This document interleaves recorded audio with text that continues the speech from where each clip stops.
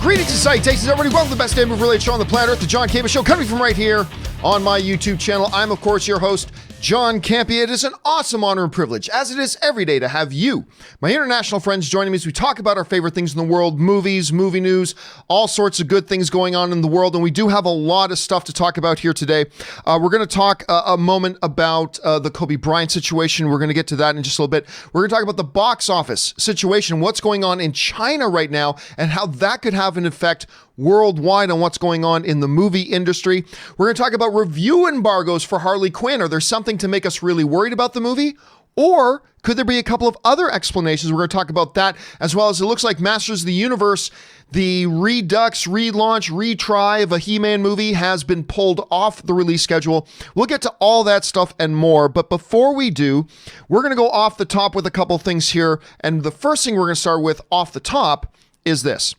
One of the most major awards, obviously, every year in the Academy Awards is the award, obviously, of Best Director. The director is, of course, the most important person in any single production. And going into the Oscars, everybody's looking at who's going to win Best Director. Well, the second most important Best Director award got given out last night. Of course, it was the Directors Guild of America. And the Directors Guild of America is also, obviously all the directors in Hollywood and stuff like that. And they get together every year to pronounce who they, the directors, felt was the best director of the year. And this year, not a big surprise. It went to Sam Mendes for 1917. Of course, Sam Mendes has been collecting a lot of hardware this year for directing 1917. Now, he won, of course, against Bong Joon-ho for Parasite. It was also nominated against Martin Scorsese for The Irishman, Quentin Tarantino for Once Upon a Time in Hollywood, and Taika Waititi for Jojo Rabbit. But at the end of the day, 1917's director Sam Mendes takes home the award for Best Director of the Year for a feature film for 1917. Now, this goes kind of consistent with what we've kind of been speculating about what may come up at the Academy Awards this year. Now, there are a number of films this year that I will have no problem and no issue if they do, in fact, end up getting nominated or end up winning. Like, for instance, I would love to see Jojo Rabbit win. That's my personal pick. That's who I would vote for, is Jojo Rabbit. But there are a couple of other films that I will have no problem if they won. One of those is 1917, and we've been saying for a while here that it just kind of feels like all the momentum is behind 1917 right now. So it's going to be tight this year, but I would guess that if there was any front runner at the Oscars for Best Picture, it's 1917. Does Sam Mendes winning the DGA support that? Well, yeah, a little bit. To a degree, it does a little bit. It certainly doesn't mean that it's a lock that he will personally win Best Director at the Academy Awards. Nor does it give us any really kind of solid indication that this means 1917 will end up winning for Best Picture either. As a matter, keep in mind, a couple of years ago, Ben Affleck also won the DGA for Best Director of the Year, but he didn't even end up getting nominated at the Academy Awards for the same award. So it doesn't mean it's a lock, but it does certainly speak to its favor. So once again, Sam Mendes wins Best Director. I think it was a good choice. I mean, when you look at that movie, it's all direction and cinematography, so I'm all for it. I think he did a magnificent job with it. Question is, guys, how do you feel about Sam Mendes taking home the award for Best Director at the DGAs? Jump down into the comments section below and let me know your thoughts. All right. With that down, let's move on to our second off the top before we get into our main topics, and that is this. One of the most anticipated television events, of course, of 2020 is Disney Plus launching their first big Marvel property. Their standalone Marvel property that's a part of the MCU and everything is, of course, Falcon and Winter Soldier. Now, there have been reports that Falcon and Winter Soldier wasn't going to come out until sometime in late 2020. We've never really got an official release date. That being said, though, we are currently now getting reports that Falcon and Winter Soldier could actually end up hitting Disney Plus far earlier than we thought, and it could actually end up being in there in August. There are reports going around that this is going to happen in August. Now, before any of us get too terribly excited about the notion that it may come out earlier than we thought, it should be noted that this is kind of something that we've seen before. And I'm going to scroll down this report from Joe Blow and just kind of point out that this is one of those situations where this comes from a story in one of the major trades. In this case, it's Deadline. So this is a story that comes from one of the major trades, but the story was not that Falcon and Winter Soldier was going to come out in August. The story was about something else entirely. It was about the actor Noah Mills, who's going to be playing like what's his name? American Agent. He's got Captain America Shield. I can't remember. Anyway, so that was the story. And somewhere buried within the story on Deadline was the words Falcon and Winter Soldier, which will be debuting on Disney Plus in August. So it was a small little detail tucked away in some paragraph in a report on Deadline that was a story about something else. Now, we've seen this happen before, where some little offhand piece of information is buried in a story that's about something else. Everybody gets all excited about it, and then it turns out that that was just kind of a little bit of an error, not a big deal. That could be the case here. It could be the case here that Falcon and Winter Soldier is indeed not actually opening in August. However, it doesn't automatically mean that it's not either. I mean, August is a perfectly acceptable. We know they've been shooting for a while. August is still 6-7 months away. So there's really nothing stopping them from having that done if they've done a lot of the pre-production work and all that kind of stuff. So August is a possibility for a release date. I just think because it's one of those situations, right, again, where it's a little thing that's buried as a detail in another story, when Falcon and Winter Soldier officially coming out in August, that's its own headline story. I mean, isn't it? I mean, I could be wrong about that, but it feels to me like if Disney Plus had been letting people know that August is the release date for Falcon and Winter Soldier, wouldn't that kind of be the lead? Wouldn't that be its own story? So it very well could be true. I'm not saying it's not true. I'm not sitting here saying that Falcon and Winter Soldier is not coming out in August. All I'm saying is we as fans have seen this sort of thing happen before, and therefore I'm saying let's just not take it to the bank. Let's just not take it to the bank yet. Maybe it is coming out in August. I'm just saying let's not get too terribly excited until we hear any kind of official confirmation about that. Of course, if it is true, then we all get excited because we all want to see Falcon and Winter Soldier as soon as we absolutely can. But for now, let's just not get too carried away. Question is, guys, what do you think about this? Do you think the way the information came out is good enough and we can take it to the bank that Falcon and Winter Soldier is coming out in August? Are you like me where it's like, we've kind of seen this before. Maybe we shouldn't get too excited just yet. How do you feel about it? Jump down into the comments section below and let me know your thoughts. All right, guys, let's now go on to our main part of our show. And our main part of our show, of course, is broken into two parts. Number one, we go through all the main topics. And the second half of the show, we're going to take your live questions. Two ways to get your live question on the show, if you so desire. Number one, and the best way, is to use the tip link that's in the top line of the description of this video. It is simply streamelements.com/movieblogtv/tip. Go over there, click that link, and then you can submit your question there. That's the best way. The other way is just to use the YouTube Super Chat feature, so you can use that as well. With that down, let's go into our main topics today. And how do we select our main topics here on the John Campea Show? Well, it's really rather simple. You see, you guys come up with them by simply going anytime 24/7 over to www.thejohncampeashow.com/contact. Once you guys get there, you guys can fill out the form that you see with your topic or question, hit submit, and then maybe, just maybe, you might see your topic or question featured here as a main topic on the John Campea Show. With that down, let's get into main topic number one. And our first main topic today gets sent in to us by Daniel Nestor, who writes, "Hey, John, I know it's not totally movie related and all, but the passing of Kobe Bryant has stunned everyone.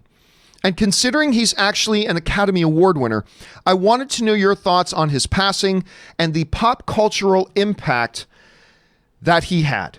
Thanks." All right. Thanks a lot for sending that in, Daniel.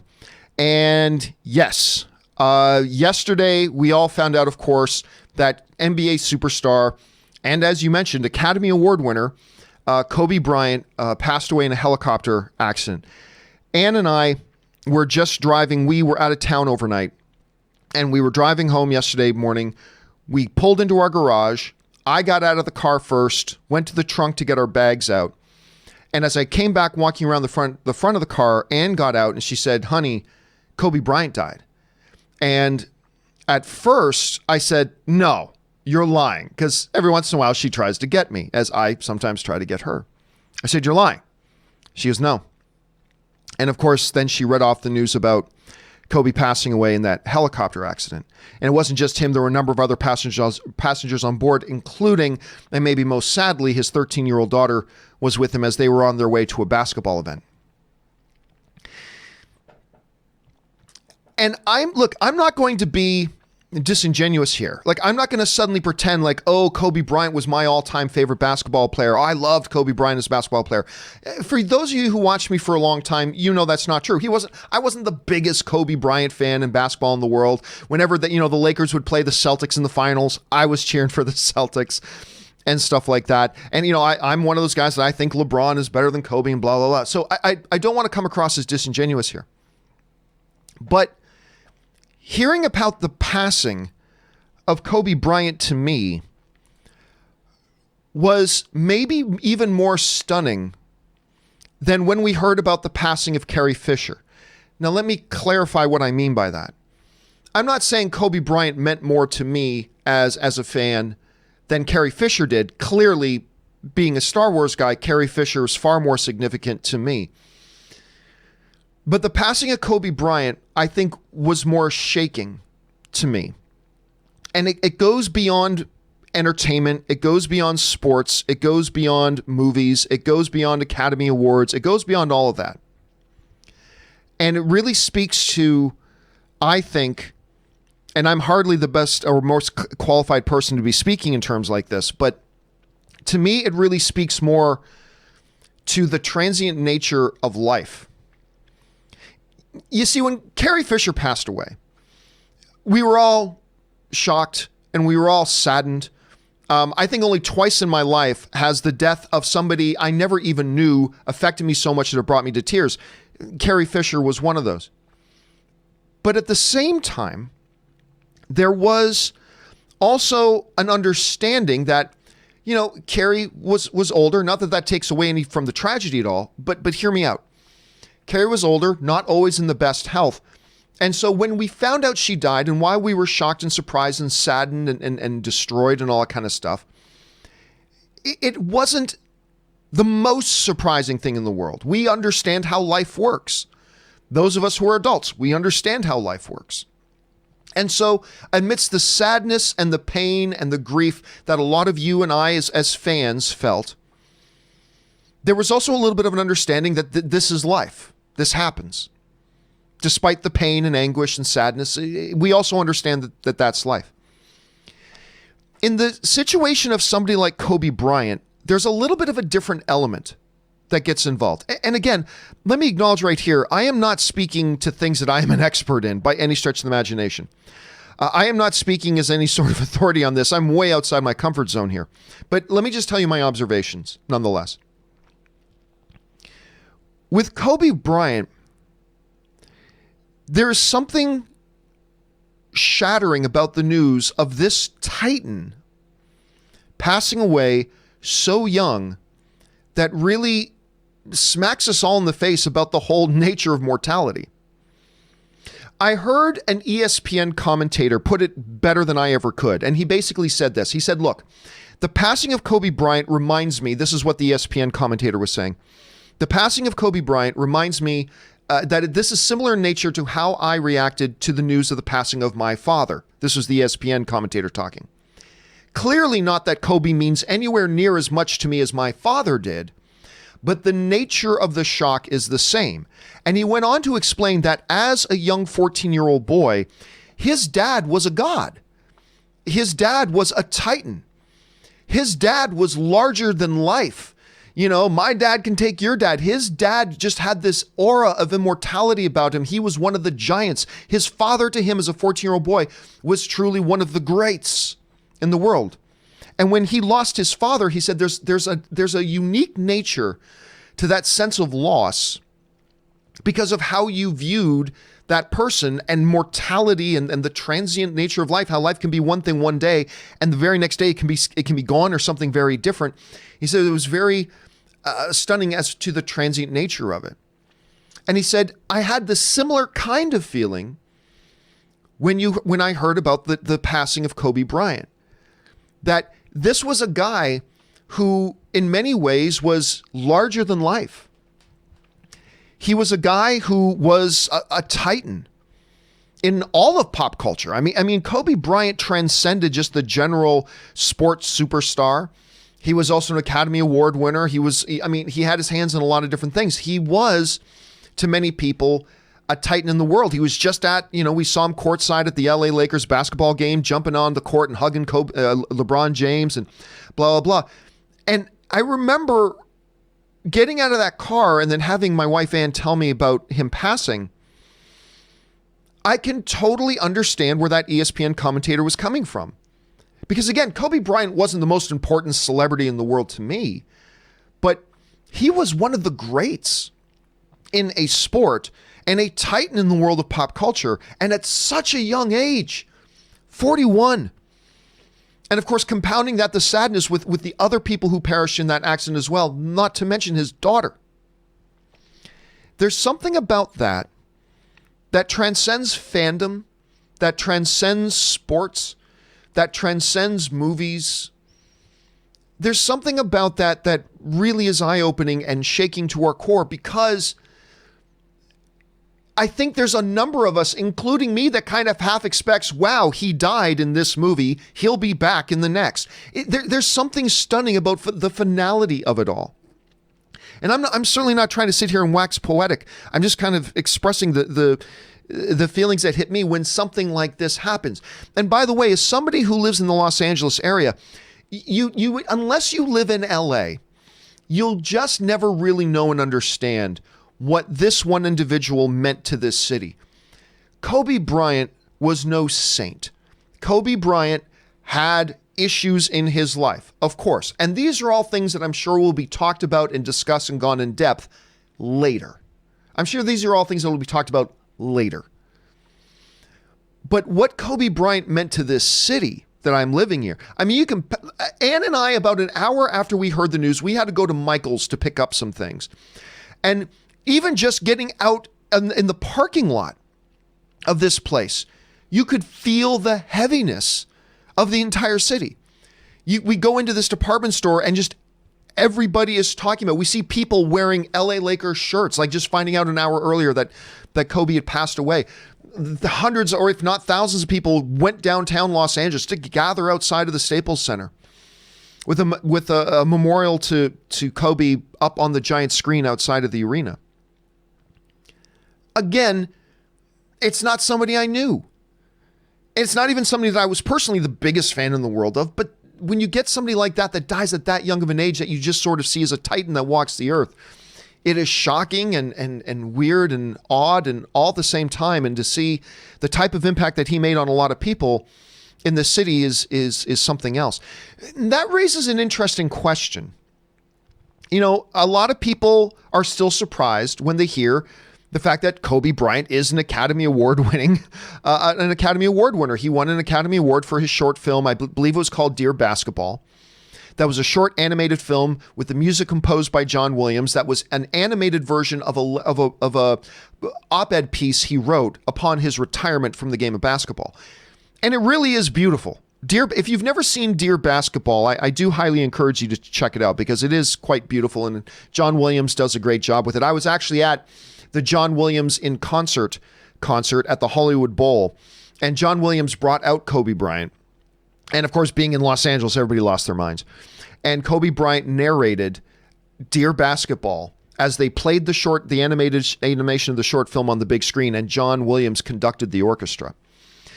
It raises an interesting question that a few people have been asking, which is, you know, with the Academy Awards coming up shortly, and one of the wonderful things, in a very sad way, but one of the wonderful things that the Academy Awards does every year, of course, is their in memoriam, talking about the people they lost.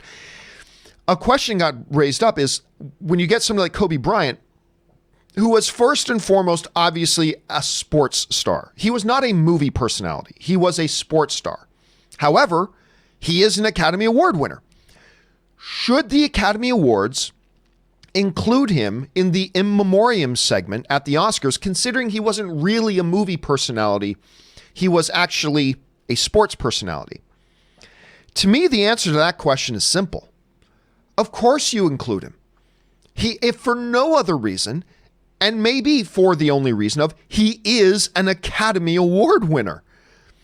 It don't matter how many Academy Awards he won. It don't matter how many movies he's appeared in or not. It don't matter that maybe most people didn't even know he made a movie or that he won an Academy Award. None of that matters. He is a member of that pantheon. He is an Academy Award winner. And whether you like Kobe or not, or whether you think that, it doesn't matter. He is an Academy Award winner. To me, the question of should he be inducted or should he be honored in the in memoriam segment of the Oscars is, of course he should. The only question for me is about whether or not he should be mentioned in memoriam in this upcoming Oscars, or whether they should wait until the next Oscars because he didn't pass away in 2019. Normally, not every time, but normally the in memoriam is for those who passed away in the previous year. So the only question for me is, do they memorialize him this year or do they do it next year? I don't really think there's a right or wrong answer to that. I'm fine. I just absolutely think he should be a part of the in memoriam. And I was so curious about that, I decided to make that the topic of today's question of the day. And I put it to you guys. Because I understand a lot of people may feel he shouldn't be part of it because he's primarily a sports person. But I asked you guys on my Twitter, I said, do you feel that LeBron James, I keep interchanging that Kobe Bryant, as an Academy Award winner, should be mentioned in the in memoriam? And I put that up just before we started the show. 2,600 of you guys have voted already. And overwhelmingly, 90.4% of you guys are saying, yes, the dude's an Academy Award winner. You should mention him at the Academy Awards as one of the members who's passed away. 9.6% of you are saying no, they shouldn't. Understandably, I mean, he was primarily a sports star, not a movie star. I get it. I guess there's some, but right now, overwhelmingly, 90.4 of you guys are saying yes, he should absolutely be included in that.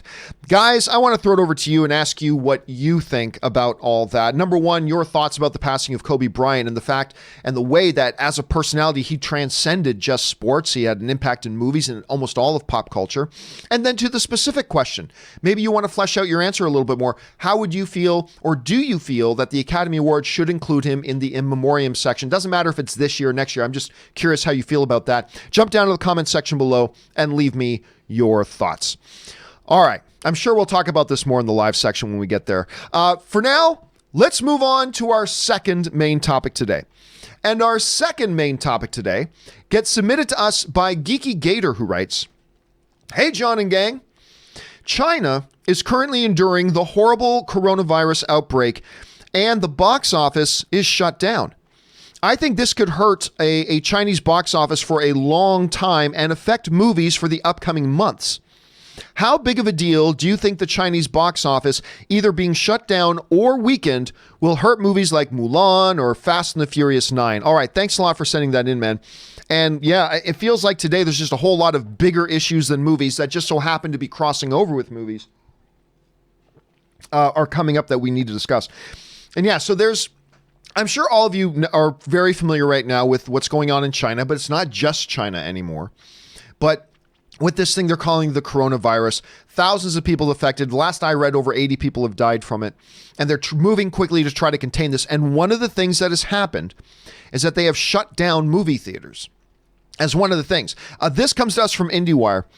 70,000 movie screens across 11,000 complexes were shut down across China, where quarantine measures have affected millions of people, and travel restrictions to and from the Republic remain intact.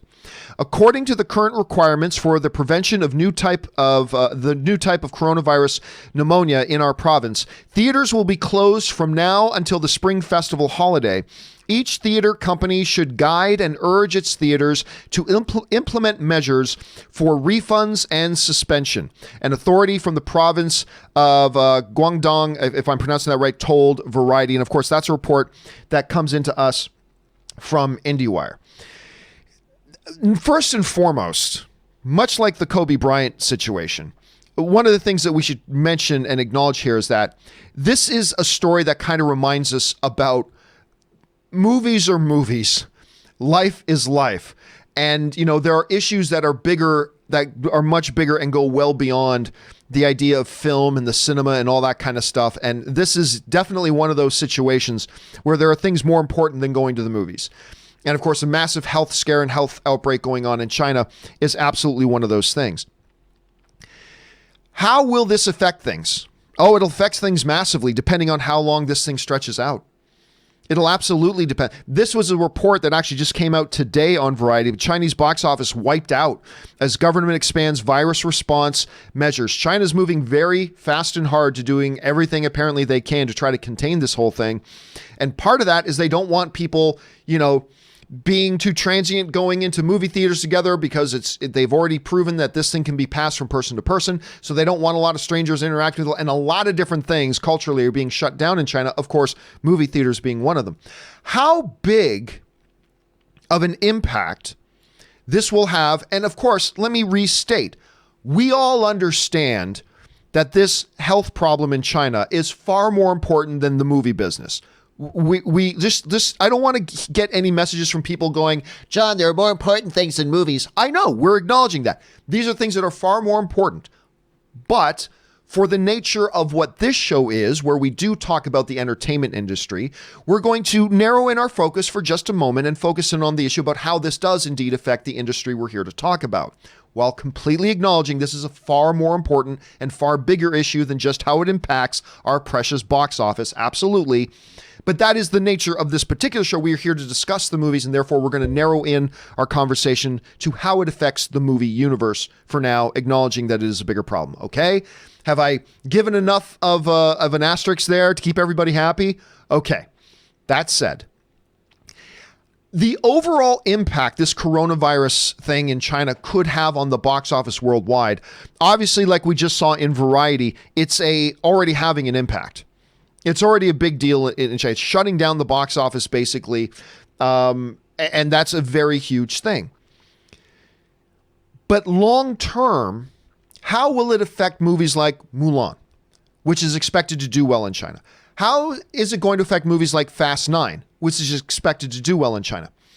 The answer to that question, I believe, is completely hinged on something we don't have an answer for yet, and that is, obviously, how long does this get dragged out? Is this something that a week from now or 2 weeks from now, the Chinese government says, we feel like we've got a handle on this situation, we're going to ease things up and allow things to open up? If that's the case, then the overall impact on the year for Hollywood films and the movie industry itself is actually going to be fairly minimal. Certainly an impact, but probably fairly minimal. However, if this thing stretches well beyond that and we get into months, well, then, yeah, this is going to have a chilling effect on the movie business and on the studios, that a lot of these movies get made now understanding that maybe the majority of their money is going to come from overseas. And of course, the biggest overseas market, the second biggest movie market in the world, is of course China. So that will absolutely have an impact and have an effect, depending, of course, on how long it stretches out. And really, that's what this comes down to. It comes down to that question that we simply do not have an answer for yet, which is, how long will this go? So we're going to have to wait and see, but I guarantee you, we as fans are not the only ones watching this. There are distributing company and studios and executives on every level that are watching and tracking what's going on in China with the box office there very, very, very closely for how it's going to impact them and their business. And we're going to have to wait and see.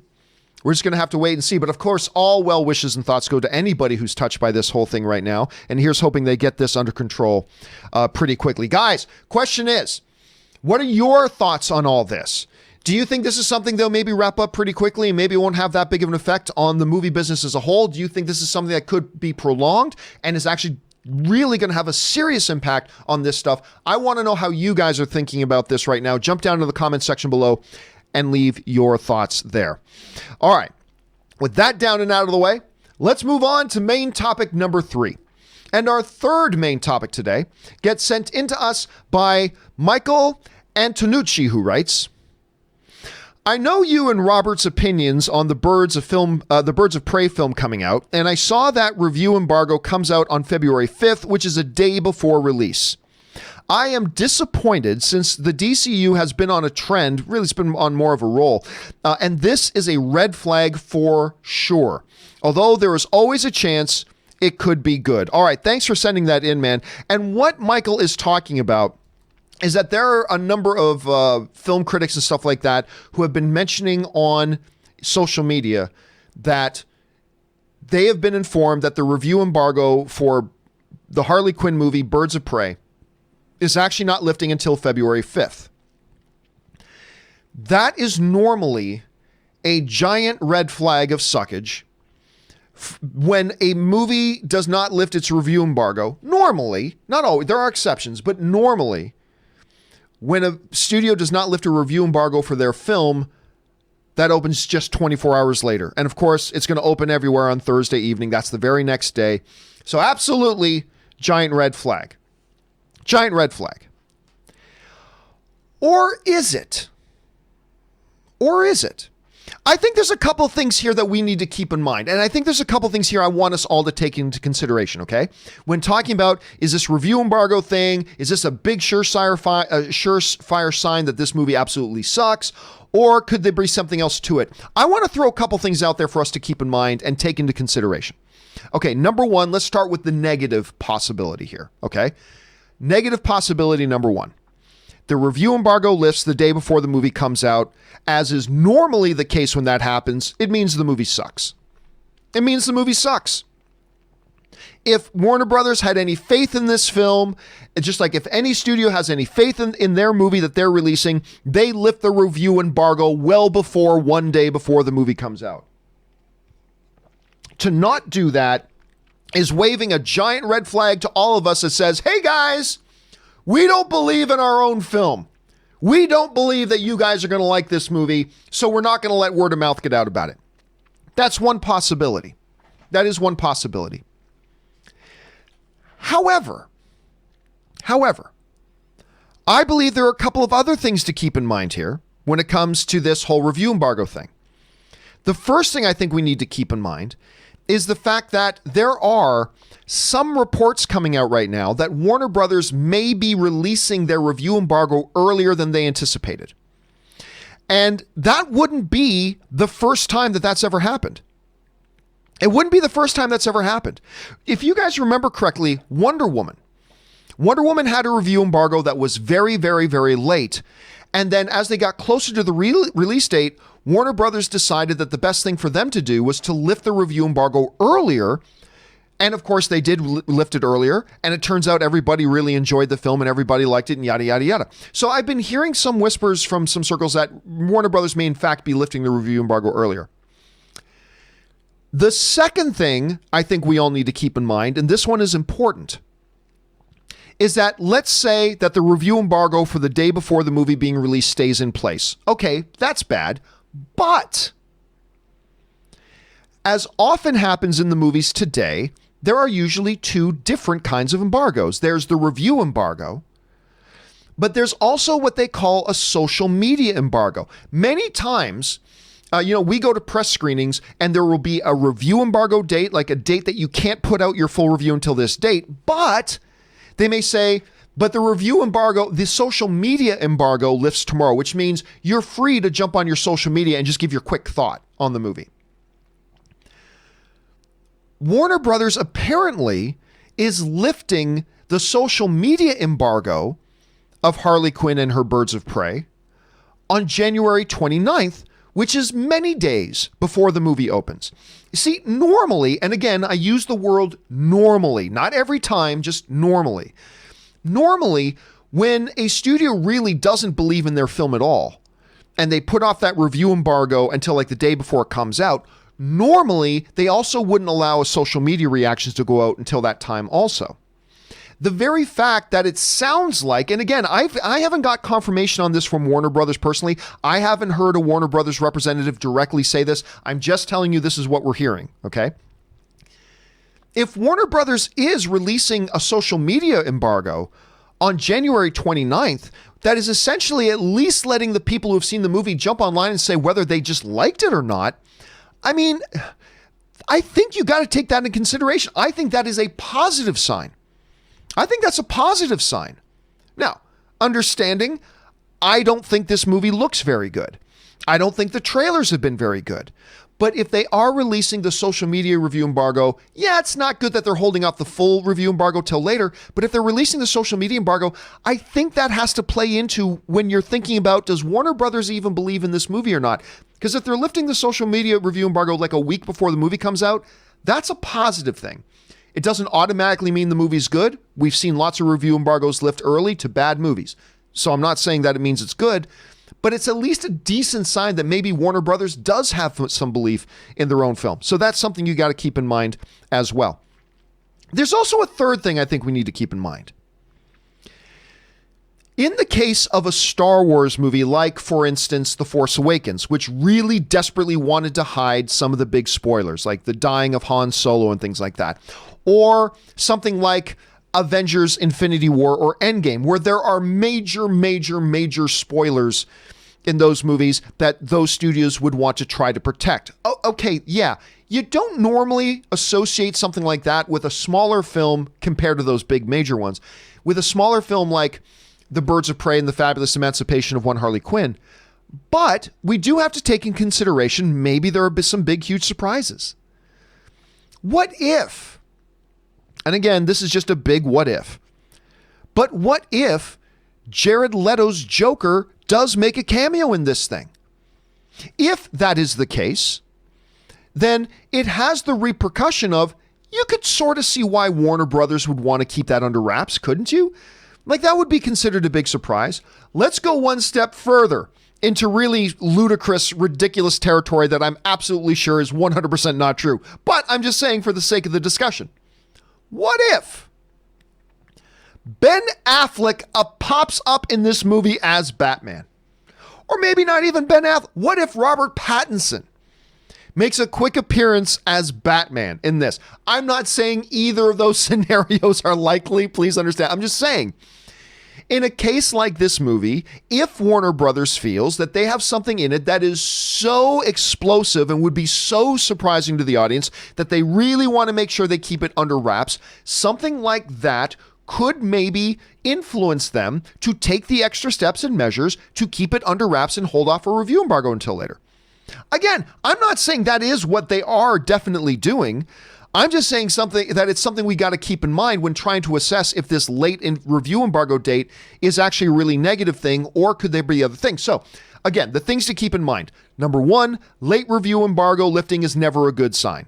It's not always tragic, but it's never a good sign.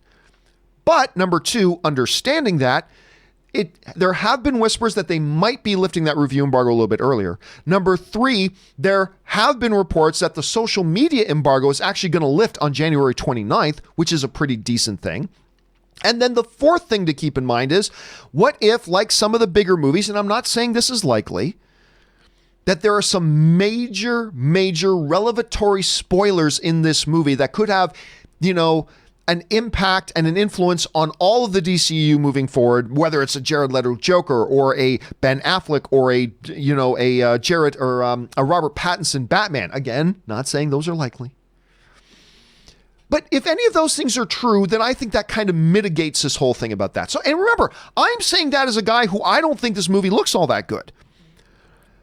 I'm the guy who says I don't think this movie looks all this good, and I'm saying I think there may be some reasons to be a little bit optimistic here and not to get too pessimistic over the late review embargo date. And by the way, you know what else I didn't think looked very good? The Harley Quinn animated show. I thought that looked stupid.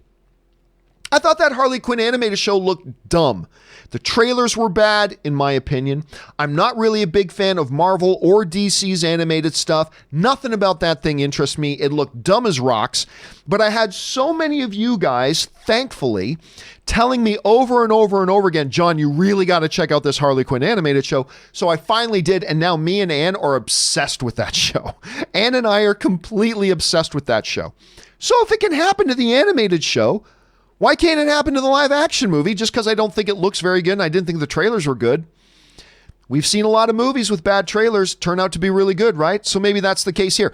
Question for you guys is, what do you think is the takeaway message here for this whole stuff about Birds of Prey and the review embargo and all that stuff. Do you think it's something to be seriously worried about? Are you feeling like me that there are enough other circumstances involved there that mitigate feeling worried and maybe we should be optimistic? I want to know what you guys think about that. Jump down to the comment section below and let me know your thoughts. All right, with that down, let's move on to main topic number 4. And our fourth main topic today gets submitted into us by David H., who writes, "Hey, John and crew. Did you see that The Wrap and others are reporting that Sony is moving Uncharted back to the He-Man date and that He-Man is taken off entirely from the release schedule? There are even reports that it may be dumped on Netflix. Does Sony have no confidence in the He-Man movie, that's the Masters of the Universe movie, at all? Is another He-Man movie dead? What do you think of this development?" Well, yes. By the way, David, it's not just rumors or whispers. It is true. The Uncharted movie, which I believe was supposed to come out at the end of this year, we knew that had been bumped because of scheduling conflicts with Tom. Well, they lost the director and everything too. And then they said Tom's schedule is so busy with Spider-Man that he can't do Uncharted right now. We got to bump it around. So here's what's come out about this right now. This came to us from Variety, who wrote, "Sony has pushed back the release date of its live-action adaptation of Uncharted from December 18th, 2020 to March 5th, 2021, which, by the way, in and of itself is pretty damn interesting. Because we got January, February, March. I mean, it's really only a 2.5-month bump from what they were looking at. It's only about a 2.5-month bump, so that's not bad.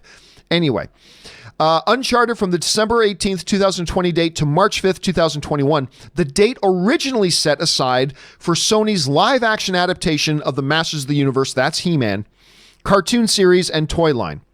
Masters of the Universe has subsequently been removed from Sony's release schedule and is now dated as to be announced by the studio. All right. So there are a couple of things here to keep in mind about this that I actually think are pretty damn interesting. Number one, as we already kind of mentioned here, I think it's interesting to hear that the Uncharted bump really isn't that delayed at all. It's only a couple of months, which in the grand scheme of things isn't that bad. And I say that as a guy who was really kind of perplexed.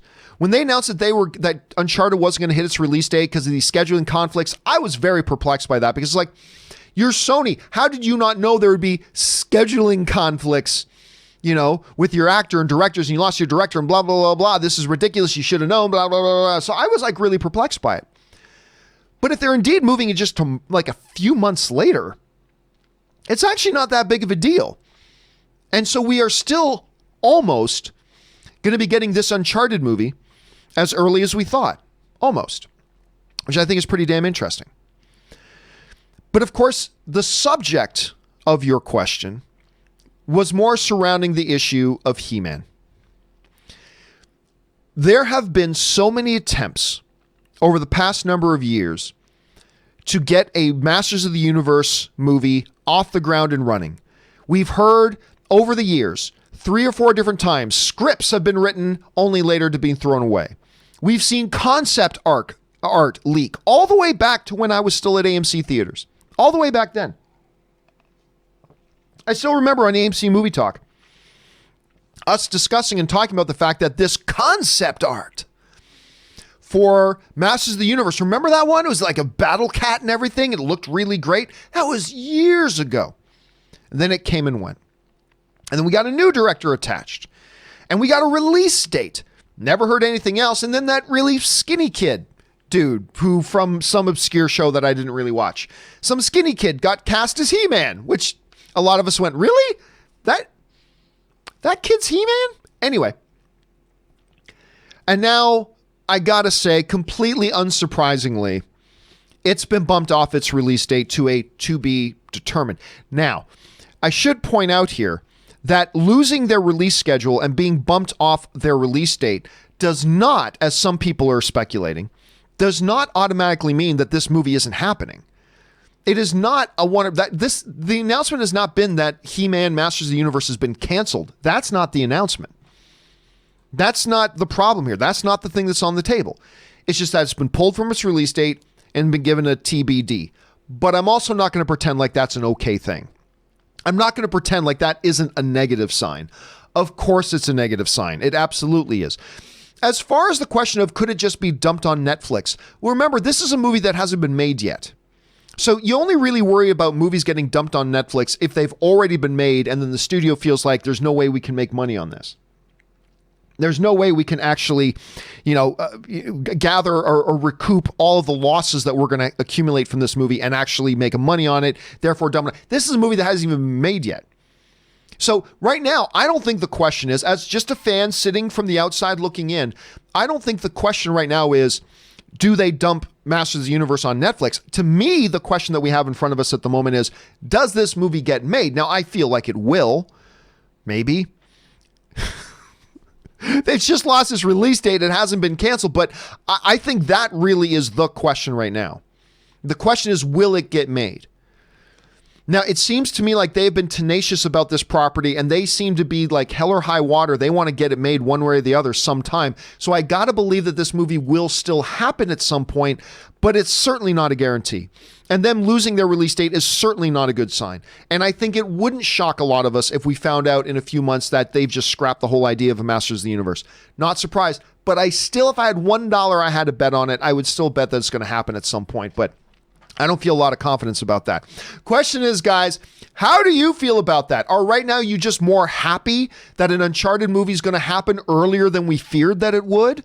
Are you kind of dismayed about no Masters of the Universe? Are you just the type of person that's like, listen, we've been hearing these Masters of the Universe reports for years. I'm over it. I don't know. How are you feeling about that right now? Jump down to the comments section below, guys, and let me know your thoughts. All right. With that down, let's move on to the fifth and final main topic today. And our fifth and final main topic today gets submitted into us by Nathaniel Molnar, who writes, I don't know if you saw, but Carey Mulligan recently made some comments suggesting that the Academy should have a policy in place to make sure that the voting body has actually seen the movies they're voting between. I'm all for it in principle, though I'm not sure how it could be implemented. What are your thoughts? Thanks, and bring on the filthy. All right, thanks a lot for sending that in, man. And listen, Carey Mulligan, one of the absolute great actresses in the business today. She's absolutely fabulous. But, the question has come up a lot about the Academy Awards and the Oscars and how things are voted upon. And, there was a report a few years ago about like 2 Academy members out of 7,000 said that there was 1 or 2 of the movies they didn't even watch before they voted. That got everybody upset. And I'm like, it's 2 out of 7,000. Don't worry about it. Anyway, Carey Mulligan was recently news, and in an interview, she said the following. She said, I think they need to be watched. I wonder if the system works in terms of getting sent 100 screeners. Maybe you shouldn't be allowed to vote unless you can prove you've seen every single one. There should be a test. The films that did get left out are indisputably brilliant. Of course, she's talking about some of the great movies this year that did not get an Academy Award nomination. But listen, that happens every single year. It happens every single freaking year. There are more than just 9 fantastic films every year. And what that means is that it is inevitable that every single year there are going to be some truly fantastic, brilliant movies that do not get a Best Picture nomination. That's the nature of it. That's just how it works. And you just kind of got to accept that as a part of the norm of the Oscars every year. But she does raise an interesting question. Should there be, even though I completely believe that the vast majority of the Academy absolutely watches all the major films being nominated before they vote, I do believe there are probably a couple that don't. I mean, that's just the math of it. But the sheer size of the voting body of the Academy Awards, I believe, kind of safeguards the Oscars from that kind of tomfoolery, if you will. That sort of tomfoolery. So I think it's kind of insulated and it protects itself in that way, although, you never know for sure. Here's the good thing. The way the Academy Awards work is that every single category has its own branch, right? There's a director's branch of the Academy. There's an actor's branch of the Academy. There's a screenwriter's branch of the Academy. There's a performer's or an actor's branch of the Academy. It is each individual's branches with their nomination committees that come up with who the nominees are in each individual category. It's not the Oscar or the Academy as a whole that comes up with all the different nominees. It's actually the individual branches as led by the individual branches' nomination committees. Actually, a friend of mine is a part of the nominating committee of the SAG Awards. A buddy of mine was on the SAG Awards nomination committee. Anyway, so we're talking about the Oscars here. So in essence, really, because look, the idea that you would have to get every single Academy member who are working professionals to watch 600 films before the Academy Awards comes out, that's simply not feasible. That's just physically impossible. Can't be done. But once the individual branches make the nominations, then the entire Academy votes on those nominees to declare the winners. So the writers branch comes up with the writers' nominees, but then the entire Academy votes on who wins, right? So now you don't have to watch 600 films. You just got to watch 5. You just got to make sure you saw the 5 that are nominated in the Best Writers category, or in the Best Lead Actress category, or in the Best Cinematography category, or in the Best Costume Design category, or in the Best Directors category. You just got to make sure you've seen those ones.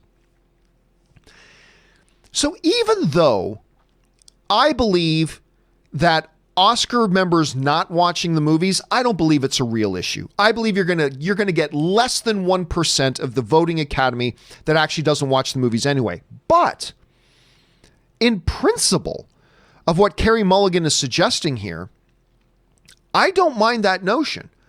I believe an Academy member should sign a waiver or sign a document that says before they submit their votes for the Academy that they have to sign a contract that says, I have indeed watched every one of the nominees, and I say that before here I cast my ballot for who I believe the winner should be, blah, blah, blah. I actually don't mind that idea.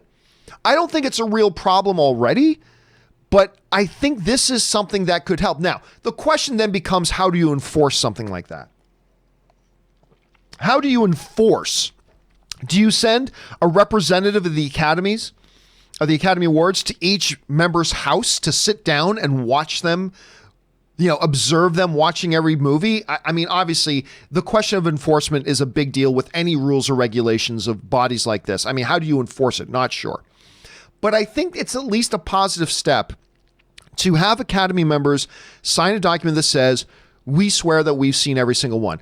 And if an Academy member has had such a busy year themselves that they haven't seen every one, give them an option to abstain from voting on a certain topic. So for instance, if you have this big list of Best Director nominees and you know there's one of the nominees you haven't watched their film yet this year, abstain from voting on that one. Give the voter an option to abstain. Or if they really have been so busy that year making 5 movies of their own, maybe give them an option to abstain and not submit a ballot at all that year. Again, I don't think it's desperately needed, but I think it would be beneficial. So I think there's some merit there. I think there's some merit there to what Carey Mulligan is suggesting. Question is, guys, how do you feel about that? Do you think that's actually something that the Oscars should be looking at? Yes or no? Do you think it's just, since you can't really enforce it, it makes it meaningless? Or do you think giving the Academy members the option to abstain from certain categories or as a whole could actually make the whole process a little bit more transparent and a little bit better? I don't know. How are you guys thinking about that? Jump down into the comments section below and let me know your thoughts. All right, guys. With all that down and out of the way, we're going to move into our live questions again. Once again, best way to send in a live question, use the tip link in the top of the description of this video, or you can use the super chat feature. Either one works.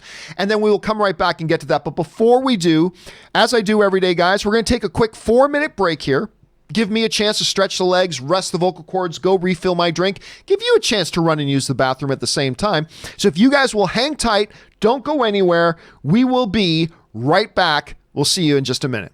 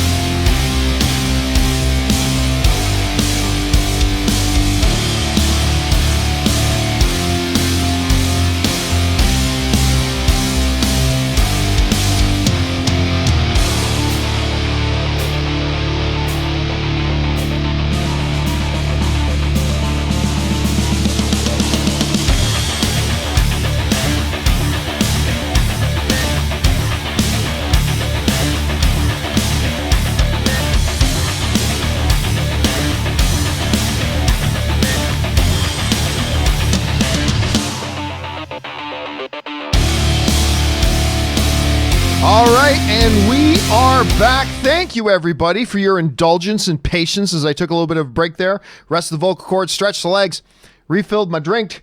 And now we are ready to jump right into your live questions, so let's get things going here. And we're going to start off things with Jaron Morris, who wrote, John, a zombie apocalypse is broken out, and you can only have a team of 3. Who's on your team? Rick and Daryl from The Walking Dead. I guess you mean team of 3, me and 2 other people. Or Joel and Ellie from Last of Us. Well, listen. I prefer the story of Last of Us. I prefer that one. But if I've got to only take 2 people with me and you're giving me those choices, I'm taking Rick and Daryl.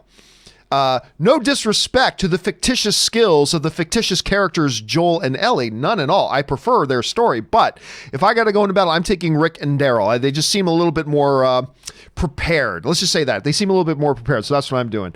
All right. Alan Smith, that third, I'm not quite sure if I'm reading that right, writes, you wake up one day, you realize you're in George Lucas's body. Interesting. 1 week before any film of the original trilogy were set to shoot.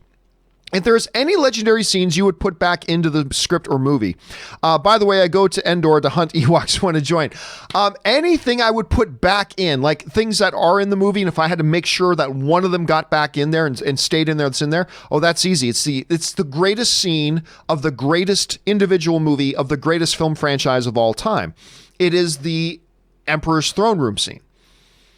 Like everything about Star Wars built up to that Emperor's throne room scene between Vader and Luke and the Emperor. That to me is the greatest one. So if I suddenly woke up in George Lucas's body and I could only make sure I had one thing that I absolutely made sure got back into the scripts that was there in the originals, the Emperor's throne room one is absolutely, Alan, absolutely the one that I put back in there.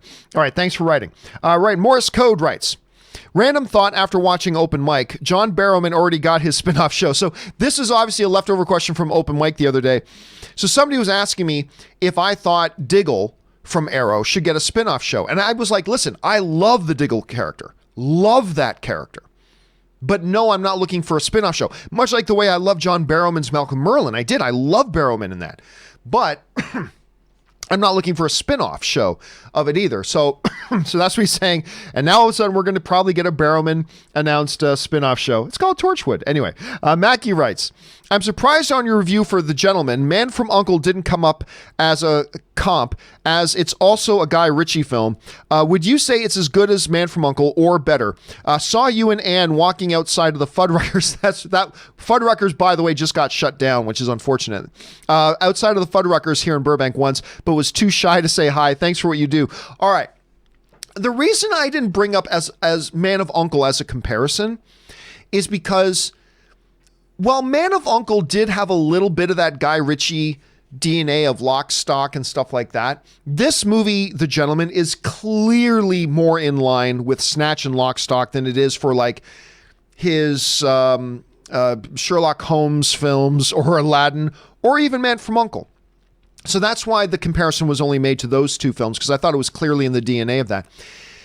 I really enjoyed Man from U.N.C.L.E. And I'm still keeping my fingers crossed that they do a sequel to that movie, because I would love to see another one of those, an adventure of those 2 guys. I thought Armie Hammer and Henry Cavill were great on screen. Hugh Grant was wonderful in it as well. It's just a really great movie that nobody went to go see, unfortunately. That said, I have to think about it more, but if I had to answer the question right now, I actually think I even prefer The Gentleman.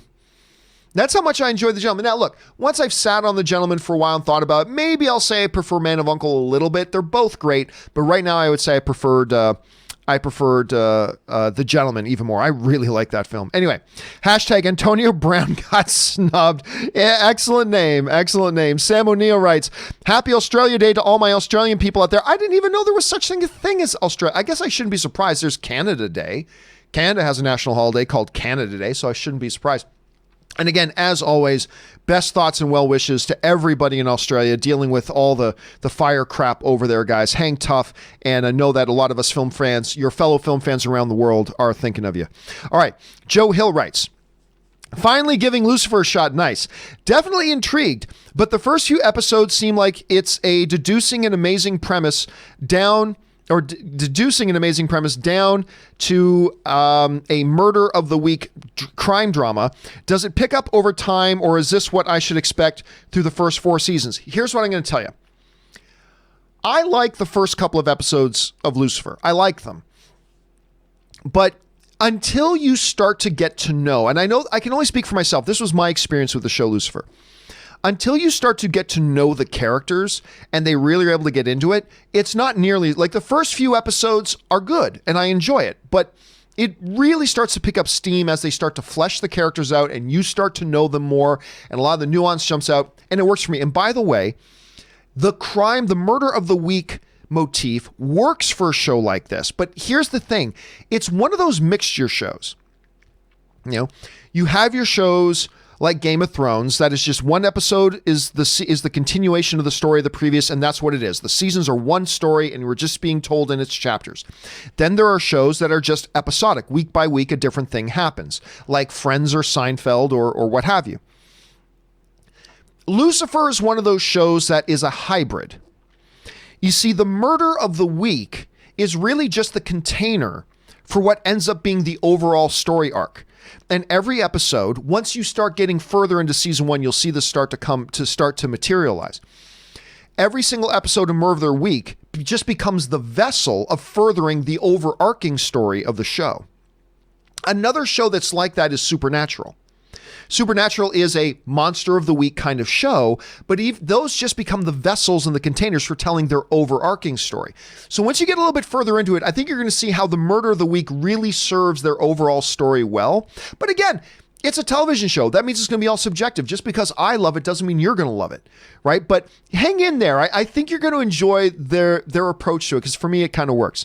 All right. David B. writes, "Hey, John, are there ever scenes in a movie that you constantly watch over and over again? For me, Thor, when Mjolnir flies into his hand in Endgame, from Mjolnir flying into Cap's hand until all the Avengers come back, episode 1 lightsaber fight, Matrix ending, blah, blah. You know, not really. I used to do that a lot.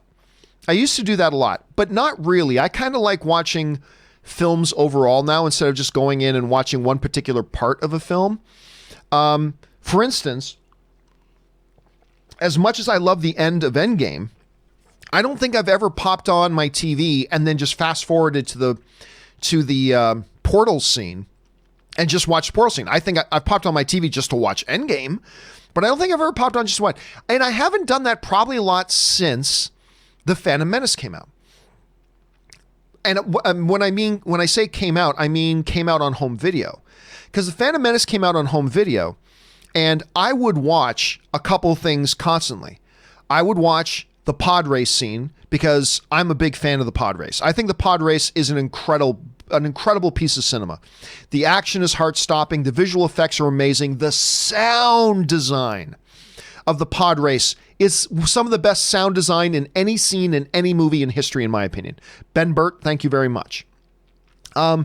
That and the Qui-Gon Obi-Wan Darth Maul fight. I would watch that.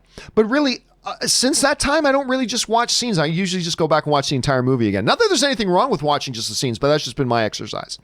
All right, Suthius writes, "Hey guys, so apparently if you are in Disneyland at 8 a.m., depending on how fast you are and how good your internet is, you can end up with a boarding group number 127 or say number 90. My acquaintance got number 90 for Rise of Resistance, but didn't get on until 12 hours later." I'll tell you what, Ann and I have this friend who's an artist at a good friend of ours. Wonderful, wonderful girl. Her name's Vivian. And she works at Hasbro, and she's awesome. She's just one of Ann's most cherished friends. Vivian went to go to Disneyland the other day. They got, I believe, if I'm understanding the story correctly, Vivian and her friends got there at 6 a.m. just to line up in front of the park before the park opened. And they, if I'm not mistaken, did get on the Rise of the Resistance, but it wasn't until 8 or 9 p.m. or something like that. They literally a 12, 13-hour wait they had before they could get on the ride. That's how crazy the stuff is right now for Rise of Skywalker. And rightfully so, because I'm hearing it's amazing. Ann and I still haven't gone. Ann and I realized that the only way we're probably going to get on this ride is if I don't do a John Campea show one day. Maybe next week, maybe like Tuesday of next week, there won't be a John Campea show because Ann is going to book a day off work.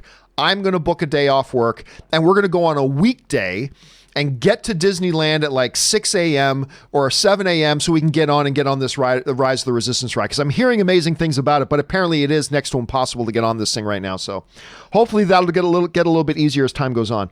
All right, Suthius also writes, not sure how many times you've been to Galaxy's Edge, about 8 times now, I think. Galaxy's Edge now, and if you've ever been told or not, but apparently you can find Mando's helmet and rifle on the back wall of the antique shop. What does this say about the possible future of his fate? Nothing. Says absolutely nothing. There's a lot of different things you will find in and around Galaxy's Edge. A lot of different things you will find in and around Galaxy's Edge that have nothing to do about what happened to this. Just when you're going on the Millennium Falcon ride, as you're going through the area to be in line, because they do this great, even as you're in line, you're going through all this amazing stuff. You see a lot of very cool things that are in there, but they don't actually speak. It's not canon. It's not like it actually speaks to what is going on in the movie universe. So I've been in everything in Galaxy's Edge. I don't recall seeing Mando's helmet, but if it is there, it doesn't have anything to do with what it tells us about his fate or anything like that. Absolutely nothing at all. I wouldn't worry about that one bit. All right, Willow writes, I was just catching up on Best Movie, Worst Movie. Next episode goes up today, by the way, guys. The next episode of Best Movie, Worst Movie. Of course, last week we launched season 2 of the Best Movie, Worst Movie podcast with me, Robert Meyer Burnett, and Cody Miller. And the next episode goes up today. Anyway, Willow writes, I was just catching up on Best Movie, Worst Movie. I have the same picks as you for the 2000s Best Picture winners. Return of the King is my favorite movie of all time. I actually can't stand Chicago. One watch was more than enough for me. Yeah, I'm actually in the boat with you. It's not that I can't stand Chicago. It's not that I can't stand it.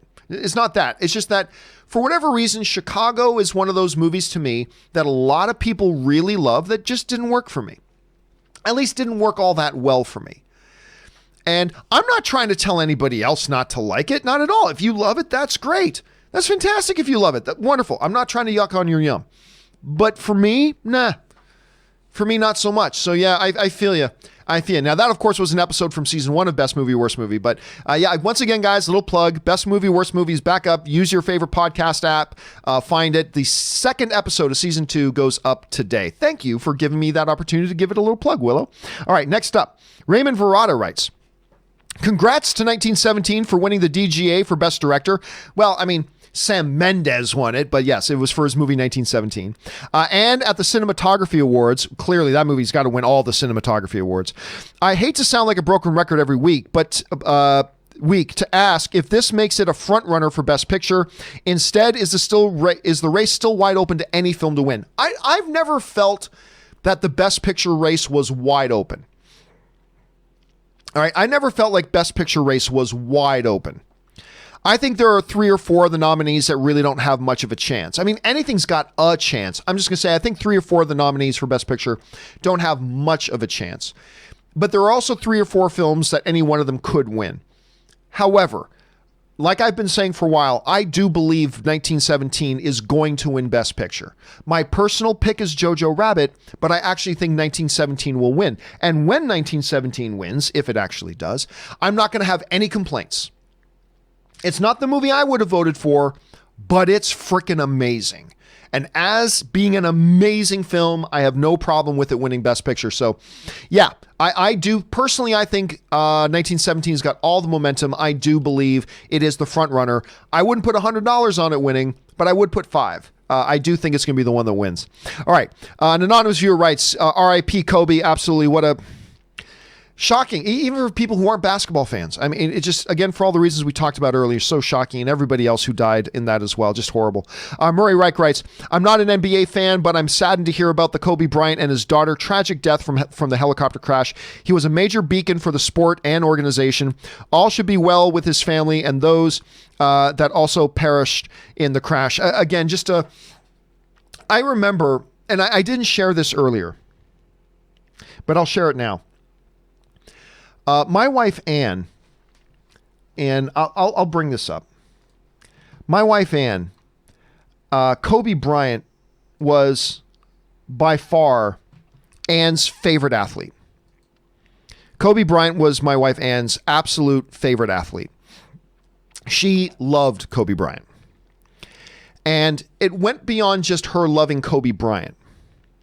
My wife, Ann, and her dad, my father-in-law, who passed away just a couple of years ago, my father-in-law, Ann's dad, loved basketball. Loved basketball. And in particular, he loved the Lakers. And not only was Kobe my wife's favorite athlete, Kobe and the Lakers of that era was something that my wife and her dad, my father-in-law, bonded over. I mean, they bonded over many things. They had a great, very close relationship, but their love of basketball, more specifically their love of the Lakers, but most specifically their love of Kobe Bryant, was something that my wife and her dad always bonded over. And they would watch the basketball games together and blah, blah, blah, blah, blah, and all that kind of stuff. And so Kobe dying was particularly hard for my wife, not just because she was a huge fan of Kobe Bryant, but because it reminded her of her dad, who she's just lost him a couple years ago. It reminded her of her dad. It reminded her of the bonding they would do over basketball and Kobe. And my brother-in-law, Ray, who's actually downstairs right now as we speak, I'm sure that was similar for him as well. Losing his dad and the fact that his dad was such a major basketball fan and they would bond over those things. It was a huge impact. And I'm sure there are a lot of people in Los Angeles that have similar stories to that have similar stories to the passing of Kobe Bryant and how that affected them and what that meant for them and whatever. And again, also to everybody else involved, it's a shocking thing. It's a shocking thing. All right. Thanks for sending that in, Murray. All right. Jonathan writes, I know you don't do celebrity deaths, but Kobe's death has to be the most shocking. I'm not the greatest basketball fan, but the news is still shocking, tragic. Your thoughts? Yeah, I spoke about that pretty much in depth a little bit earlier. It was. I mean, just because you saw him as larger than life and like freaking young. The dude's still a kid. I mean, 41. I know to some people that seems old. Some people he seems like he's a spring chicken. But 41. And I know, like when the news came out that his daughter, one of his daughters, was in the helicopter with him. I mean, it's sad to hear a grown man in his prime, taken away. That's sad. But there was something that just stabbed the heart when you found out that his 13-year-old daughter, that clearly had a very close relationship, his 13-year-old daughter was in the helicopter. There's something that just takes that tragedy to another level. You know what I mean? It was just horrible to hear. Horrible to hear. All right, Jared Oberfeld writes, Kobe, his daughter, and everyone on board that helicopter are gone too soon, but the positive impact they left on others will last forever. Yeah, and one of the other people on there was the basketball coach, a young girl's basketball coach, and his daughter as well. There were a couple of the kids were on the helicopter, which is tragic. And we will all, and I think all of Kobe's fans and all the people who knew everybody else on board will move on to the celebration of their lives and what they did and the impact they had. And I just think right now everybody's still in that mourning period. You know what I mean? That mourning period, which is understandable. Thanks for your thoughts, Jared. All right, Jesse Shook writes, referencing your conversation Friday about Keanu Reeves being a villain, it's clear you've never seen Man of Tai. No, that's a good point. Man of Tai Chi, that's a good point, which was released in 2013. I am sure you will enjoy it. Rob probably has it on Blu-ray. I'm not a big fan of Man of Tai Chi, to be honest. Maybe that's why I didn't think about it off the top of my head, but it's true. So somebody brought up the other day, I want to see Keanu as a villain. I'm like, oh yeah, I don't really think we've ever seen Keanu as a villain. I mean, he has. So there you go. Well, point well made, Jesse. Point well made. All right. Hector Riaz writes, Kobe, you transformed the game and changed many lives. We will always remember you. Sad day. The passing of a legend and his daughter. May they both rest in peace. Well said, Hector. Very well said. And again, it's you didn't even have to be a basketball fan to know who Kobe Bryant was. And it's Just so tragic. All right, Julius Goodwin writes, so as you mentioned last Friday, when are you going to try your next three? I remember what this is about. When are you going to try your next three-way? About the same time as you release Kiss Kiss Gang Bang, I'm guessing. So for those of you who missed it, Aaron Cummings was on the show, and Aaron will never let me get away with anything. So we were talking about the fact that we had tried doing a three-way Skype on the show earlier, last Thursday, with me, Aaron, and Chris. And then on Friday, I actually had Aaron come in because some things didn't work really well with us trying to do a three-way call on Skype. So of course, when talking about it on Friday's show with Aaron, I'm like, yeah, so, we tried the three-way yesterday, blah, blah, blah. And of course, Aaron, she's got to jump all over that. She looks right into the camera and she, of course, made a big deal out of it, which, of course, put me on the spot, and I got all flabbergasted. So, yes, there we go. That was the three-way. All right, Wicked Man writes, when talking about most anticipated movies of this year, one of my most anticipated this year is Wes Anderson's movie, The French Dispatch. It has an amazing cast, plus I love Wes Anderson. Absolutely. As a matter of fact, so I'm not really super clear on I know it's basically about, it's just like set in like some French town, and there's a publication called The French Dispatch. It's about these love letters. It's kind of the impetus for the movie, these love letters, but it's got this incredible cast, two of which are the two hottest they're not young, but younger performers in the business. We got Timothée Chalamet, who I kind of believe is going to be the next Daniel Day-Lewis. We got Saoirse Ronan, who could very well become the next Meryl Streep because she's like racking up all these things across the board.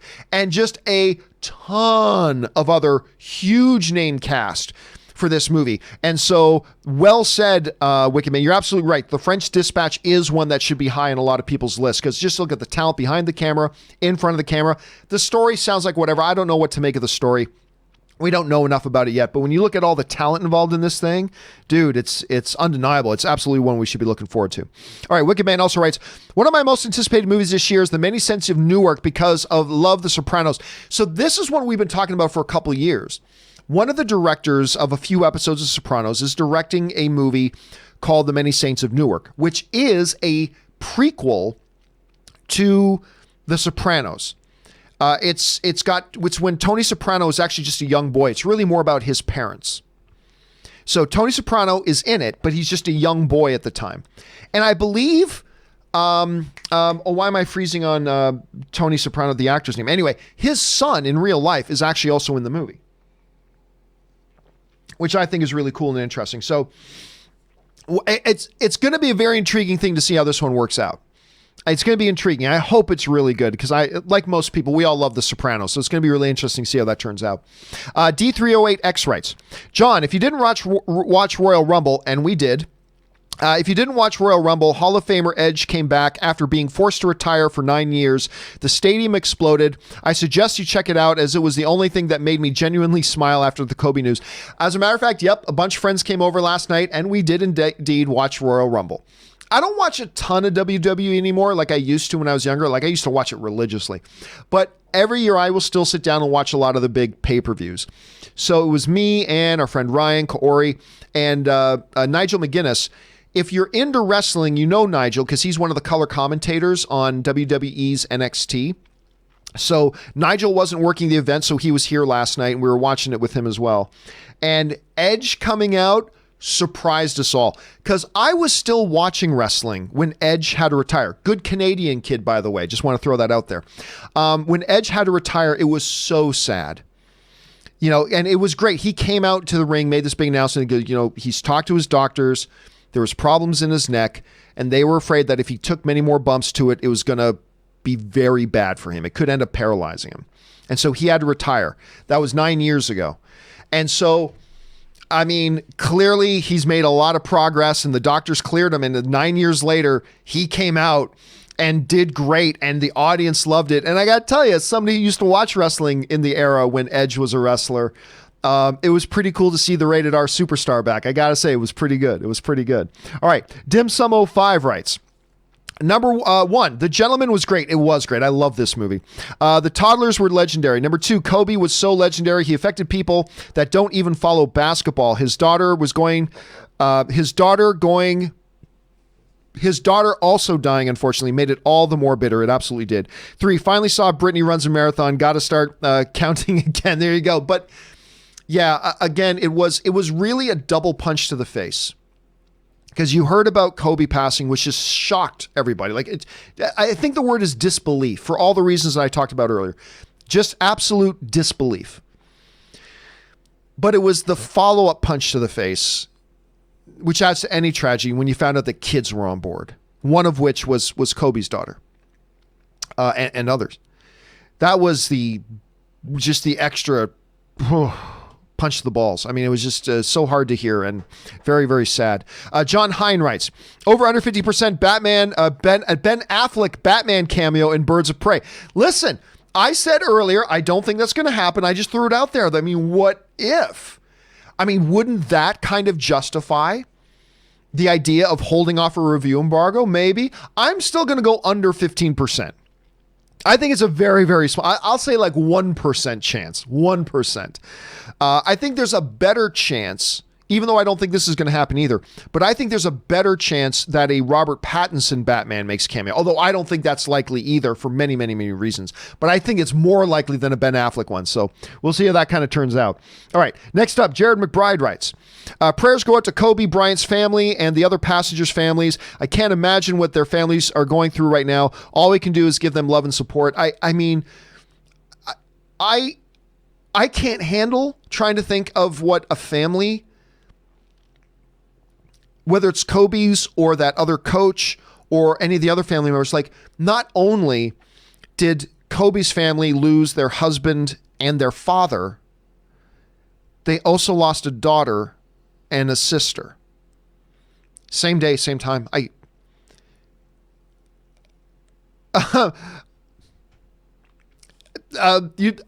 feeling a bit emotional. It's not because of the Kobe thing. I'm trying to imagine what would happen. Like if I found out in one day, like 2 of my siblings died, or like one of my parents and one of my siblings died in the same car accident. I can't even think. I can't even imagine. Fuck. I can't even fucking imagine what that would be like. I can't. No, don't. I was going to say, can you think for a minute what it would feel like if you lost a spouse and a kid in the same day? But I take it back. Don't think about it. No, I mean, that's, can't even think about it. Can't even think about it. It's unfathomable. I can't even imagine what those families, and that other family with the basketball coach and his daughter, what's his family going through right now? Again, I'm not getting emotional because I'm thinking either I didn't know them. I'm just saying, like, the thought came in my head for a split second. What if that happened to my family? What if my mom and Ann were in a car together don't even think about it. It's just, it's paralyzing to even think about it. ZMG Ruler writes, really? Birds of Prey and Harley Quinn screened in Mexico with high praise. True, but what does that mean? Remember, The Last Jedi, which I like, but The Last Jedi had its premiere and everybody came out of it saying it's maybe the best Star Wars movie ever. Remember? Justice League, the premiere, everybody came out saying, oh, how great it was and how wonderful. And I like Justice League. I went to the theater like 7, 8, 9 times to go see it, whatever. But then it ended up actually being very divisive. The audience, listen, do you want to hear that the audience at a premiere liked it? Of course you do. Of course, that's a good thing. But you can't put too much stock in it. It's a good thing. It's undeniably a good thing. But as we have seen referenced many, many times, you can't put a lot of stock in that. So let's see what happens when it comes out. But again, I think them lifting the social media review embargo early, the fact that there could be some, I think there's some other things that point to this maybe being a positive thing as well, but we'll have to wait and see. All right. Jack Leo writes, we lost a piece of Los Angeles yesterday. Our city is hurting today. Rest in peace to Kobe Bryant and his daughter, Gianna, number 24. By the way, for those of you who didn't see it, I thought yesterday afternoon, shortly after the news of Kobe Bryant broke, the Toronto Raptors and I believe it was the San Antonio Spurs had a game. And what they did was, in basketball, there's a 24-second shot clock, which also happens to be Kobe Bryant's number. And that shot clock basically means once you get possession of the ball, you and your team have 24 seconds to take a shot. And if you don't, the ball gets turned over. Well, I thought this was so classy. What the Toronto Raptors and the San Antonio Spurs agreed to do, they did the jump, the tip ball. They started the game, and each team agreed that they were just going to get the possession of the ball. So Toronto won the tip. So Toronto got the ball, and they didn't take a shot. They just stood there bouncing the ball and let the 24-second clock run out. Again, 24 was Kobe Bryant's number. They just sat there and dribbled the ball and let the 24-second clock run out. So they had to turn the ball over and give it back to San Antonio. And then San Antonio just stood there and bounced the ball and let the 24-second clock run out. It was their way. It was beautiful. It was their way of to pay tribute and honor Kobe Bryant. And I thought it was very classy. I thought it was very, very classy. I think another game did that as well. I thought it was a very, very classy move. And you're right. Seeing all these people go down to the Staples Center. And you, like I said, it was just an hour after hearing the news. I was out and about in the LA area, and you could just feel it in the whole city. Even in the parking lot of a mall, you could just feel it. I mean, it really did affect this city. It affected this city a lot. All right. Somebody named themselves Bryant, assumingly in honor of Kobe Bryant. Hey, John, just started watching your show a little over 6 months ago, and I have to say you are my favorite YouTuber. Oh, thank you so much, man. I appreciate that. Keep up the amazing work. You're an inspiration. With that said, I am still in shock of the passing of Kobe Bryant. What a loss. How do you feel? It's surprising because, like I said, I'm not going to be disingenuous. I'm not going to come on here and suddenly pretend like Kobe was my favorite basketball player. Everybody knows who's watched me for any period of time. He wasn't. Tremendous respect for Kobe. He was an amazing player. Absolutely. But I wouldn't count myself as the world's biggest Kobe Bryant fan. But still tremendously shocked. Tremendously shocked. And saddened and all that sort of stuff for all the reasons that we talked about earlier. It was... And then, of course, the double ball shot was, finding out the kids were on the helicopter. It's horrible. It's absolutely horrible. Mandalorian of Gondor writes, watched Dear Basketball at least 5 times yesterday. By the way, it's really good. They won an Academy Award for a reason. It's very, very good. If you haven't seen Dear Basketball, you should totally watch it. I watched Dear Basketball at least 5 times yesterday. So rich and emotional. I'm glad Kobe won the Oscar for that short.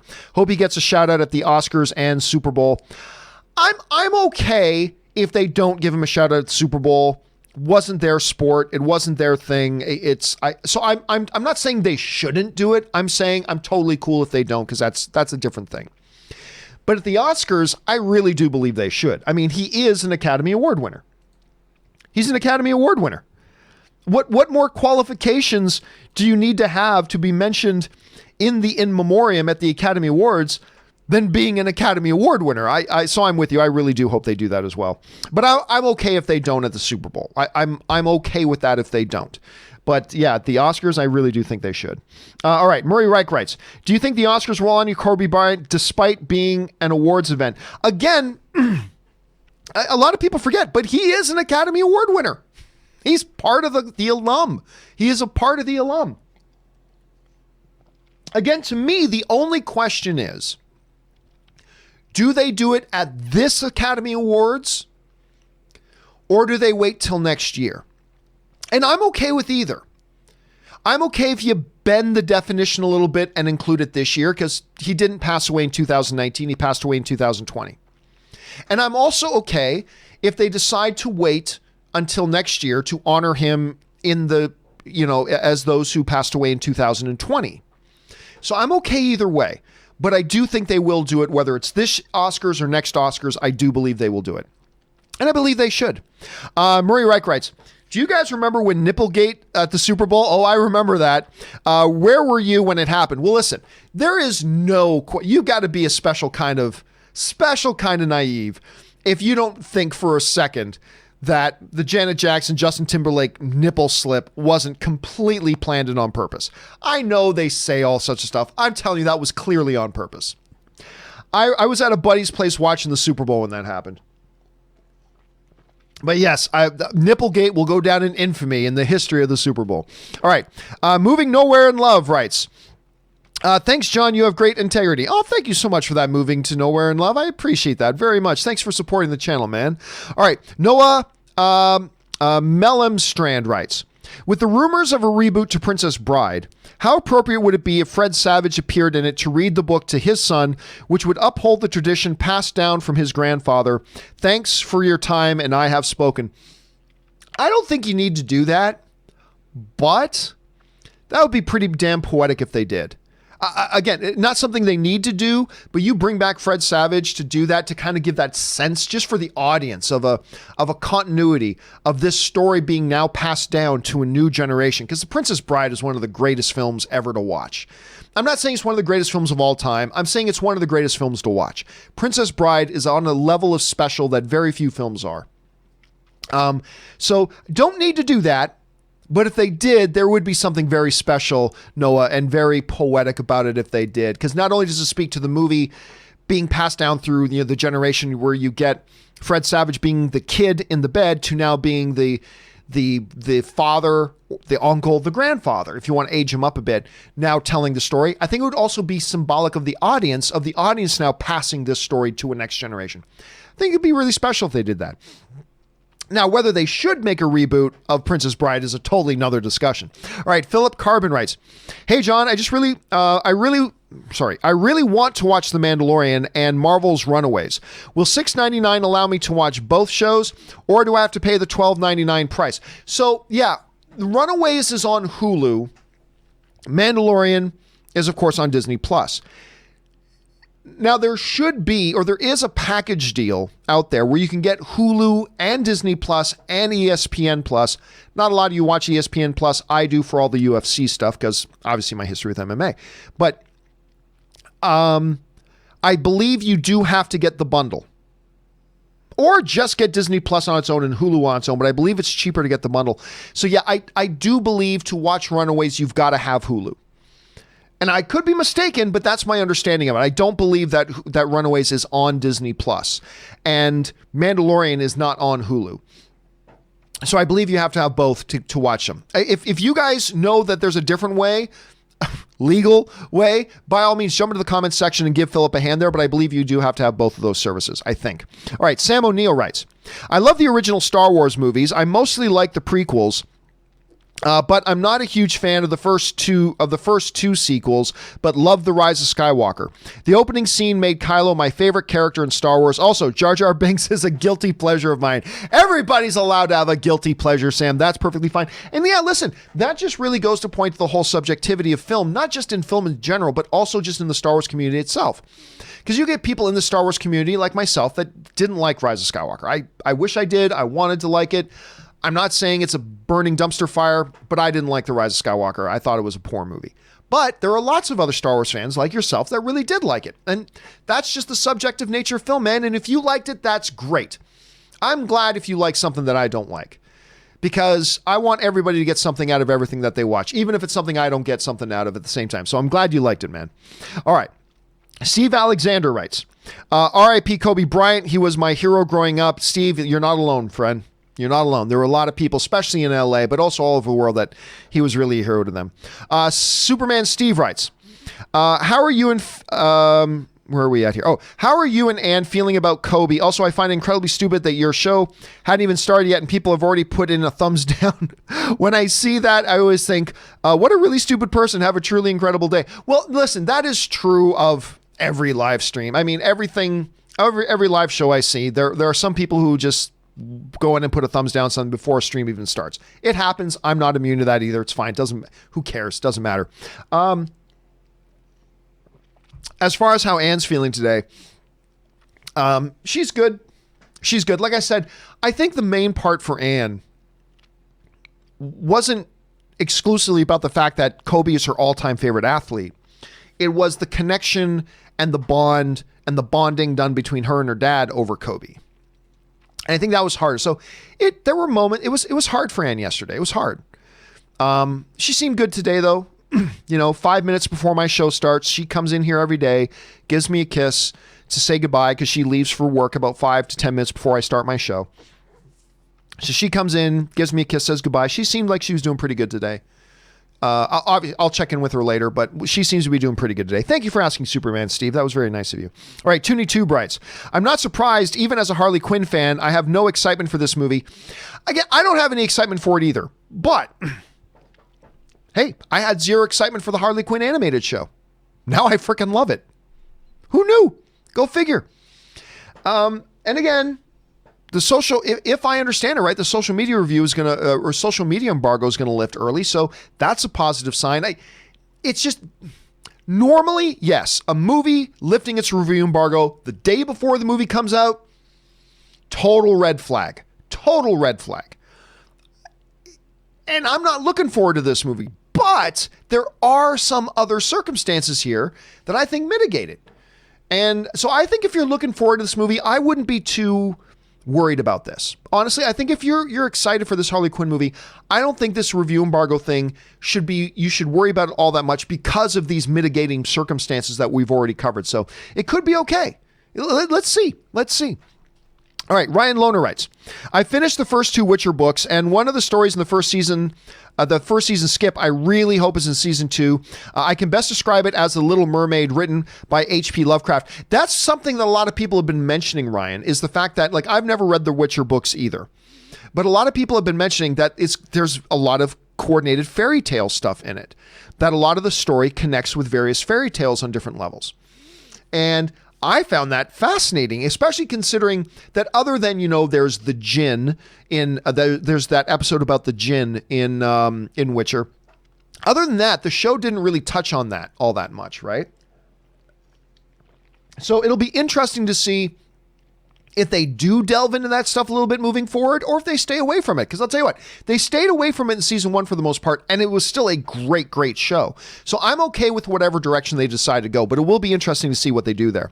All right, Edward Wells writes, He-Man removed from Sony release, but moving forward with an Anaconda reboot. Giant Snake up to no good is all right for the 90s. Not sure about now. Sounds like another reboot flop. I'm not so sure about that, to be honest. So for those of you who missed it, there's a report going around that Sony's considering an Anaconda reboot. There could be something there, because I don't think this would be a movie that would be all that tremendously expensive to make. I mean, look at what they just did with Crawl, right? Crawl this year, for those of you who saw it, you remember, just a wickedly fun little stupid premise movie about flooding in Florida and these killer alligators start ripping people apart. I mean, there's something so simple but viscerally satisfying about that movie, and it ended up making money because it was also modestly budgeted. There's something there for a reboot. And so while I'm not saying I'm super excited about an Anaconda reboot, at the same time, I think there's a case to be made there about why that could work for them. Now, a He-Man Masters of the Universe movie, you're talking $130 million production budget minimum. 130 million to make that movie minimum. Anaconda, not so much. You can make that for the real. You can make that movie on the cheap, kind of like Crawl did, and you can get that little bit of box office going, and you can make it a profitable movie. So I do see there maybe being a little bit of wisdom in that. We'll have to wait and see. All right, John Demoto writes, R.I.P. Kobe, saw him play in Oklahoma City one year. It was a privilege to watch him play. Yeah, we had a chance to watch him play in his, not in his final game, but we had a chance to go down to Staples and watch him play a game in his final season, which was awesome, which was really great. And especially now today, you think, man, I'm so glad that I did. And I'm sure there's a lot of people who are basketball fans around the world that had a chance to see him in a arena sometime playing basketball. So I'm glad you had that opportunity as well, John. All right. Ozzy Musty writes, hey, John, I haven't donated a bit. That's perfectly fine, man. No worries. But I've been following you for over 5 years now, and I just wanted to mention something. I've been recently accepted into a university to study film, and you, along with Rob, have truly inspired me to pursue my passion. So thanks. That is awesome. Congratulations to you, dude. Listen, everybody always talks about what they want to do. It doesn't have to be movies. It can be other things. It can be tons of other things too. Not everybody actually steps out and tries to actually pursue it. Everybody just sits on their asses and waits for somebody to come along and hand it to them. Not everybody actually takes a step to try to start pursuing what it is they want to do. And you've done that, and that's awesome. Good on you. So thanks for being here. Thanks for being a part of the film fan community. And thank you for supporting the show as well. And congratulations to you and best of luck on your endeavors, dude. All right. Baines John writes, Kobe. Oh, yeah, this is one of his great quotes. I can't relate to lazy people. We don't speak the same language. I don't understand you. I don't want to understand you. This man taught me the value of a work ethic and determination. R.I.P. Kobe Bryant. Listen, the stories of Kobe Bryant, there's a lot of comparisons to be made between a Kobe Bryant and a LeBron James, who just ironically passed Kobe Bryant for the number 3 all-time scoring leader thing yesterday, or 2 days ago, I should say. But, Kobe, unlike, say, Allen Iverson, and I'm not trying to crap on Allen Iverson, right? I'm not trying to crap on Allen Iverson. I'm just saying, if you want to do a little bit of comparison, Allen Iverson wouldn't show up to practice, wouldn't work hard at practice, and, his infamous press conference, practice? We're talking about practice? Practice, right? Remember that? One of the great sports press conferences of all time, by the way. But Kobe, he was an MVP. He won multiple titles. He's one of the all-time greats. If anybody earned the right to take it easy practicing or not work that hard because he's so naturally gifted, it was him. But guys like him, LeBron, they're the first ones on the court on the day of practice. And they're usually the last ones off the court to leave because they're still the ones, when everybody else is left, they're still the ones on the court, still taking shots. He was never my favorite NBA player, but oh my God, you had to respect the work ethic. And that is something I believe is tragically missing from a lot of people, not just in sports, but just in life in general. One of the big things missing from people today is work ethic. No, people don't want to work today. People want to be handed shit. People just want to be handed shit. They don't want to put in the work to get things done. And that's why I get so impressed with guys like Ozzy Musty, who just wrote in, when you actually, I'm going to do it. I got certain dreams, and your dreams can be in automotive, your dreams can be in creative, your dreams can be in transportation, your dreams can be in advertising. It doesn't matter, whatever their dream. People have their dreams, but it's only a percentage of people that then say, I'm going to work my ass off to try to accomplish them.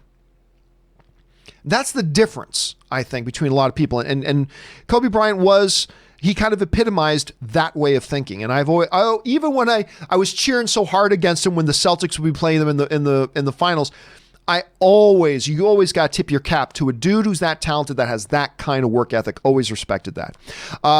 Bames John also writes, also, R.I.P. to Gianna, his daughter. So unfair she doesn't get to live her life. That family and the families to all involved. I can't imagine what they're going through. Hope they're getting the support they need. And there's... What can you say? I mean, what can verbally be said? There are families who just lost 2 family members in one ridiculous incident. I mean, again, I can't even think about it. It's just unbelievable and horrible and well said, Bames. Well said. All right, Ali Hussein writes, hey, John, love the show. Thank you so much, dude. Have you seen Bad Boys for Life? If you have, what's your thoughts? I love Bad Boys for Life. I think it's the best of the franchise. Well, yeah, and I did review it, and we talked about it on the show last week. Listen, I'll be honest. I didn't think the movie was great, but it was also a lot better than I thought it would be, because I thought the trailers were bad, to be honest, no pun intended, but I actually thought the trailers were bad, and I was not expecting anything decent, but I thought the movie had decent action. It had some real heart. Like I said, there's a moment in this movie, again, if you haven't seen this movie, what I'm about to say will not spoil anything because you'll have no idea what I'm talking about, but those of you who have seen the movie, you'll know what I'm talking about. Will Smith's goatee. That moment, that was surprisingly touching. It was also funny, but it was touching. And for those of you who haven't seen the movie, you're thinking, what the hell are you talking about? Trust me, if you saw the movie, you'd know what we're talking about. But it was definitely funny, and had some half decent action and some really nice emotional moments that I thought were that had a lot of repercussions. And yeah, I didn't think the movie was great. I don't think it's the best of the franchise, but it was much better than I thought it would be. And I walked out going, you know what? I enjoyed that. And if they do make a fourth, because they're saying they may make a fourth, now they're kind of getting the ball rolling. So maybe they do, maybe they don't. But if they do make a fourth, I walked out of that theater going, you know what? If they do number 4, I'm down. I never really thought I was going to say that, but I'm actually down if they decide to do a fourth one. All right. Moki writes, what's your favorite TV show? Also, have you ever been to Europe? I have never been to Europe. I'm Italian and I've never been to Italy. My wife is not Italian and she's been to Italy 3 times. So nope, never been to Europe. I got to get over there though soon. I got to visit Italy. I want to visit Greece. I want to very badly. I want to go to, at some point I got to go to the Philippines because that's where Anne's family is. But never been, but I want to go. Favorite TV show all time? Battlestar Galactica. The Ronald Moore reboot version of Battlestar Galactica. That's my all-time favorite show. Moki also then writes in, what anime do you watch? Don't watch much today. Actually, today I don't watch any. Now, I've watched all the classic anime movies and stuff like that. My favorite anime show ever, though, goes all the way back to Space Battleship Yamato, also known as Star Blazers. That was my all-time favorite anime show. Let's see. Moki also sends the same thing. What anime shows you watch? Same answer. All right. Russell Amador writes, hey, John, incoming. Decided to join on the guilty pleasure movie conversation and name 5 of mine. MacGruber. You know what? I know a lot of people that love MacGruber, which is great. I thought it was terrible. I hated MacGruber. I liked almost everybody involved with it, but I just didn't work for me. But I know some people, man, that is like a guilty pleasure. There's out the nines. Anyway, so I'm glad you mentioned that one. Jay and Silent Bob. I like Jay and Silent Bob. A Night at the Roxbury. I hate that movie, but a perfect candidate for a guilty pleasure movie. Gremlins? That's not a guilty pleasure movie. Everybody loves Gremlins. Come on.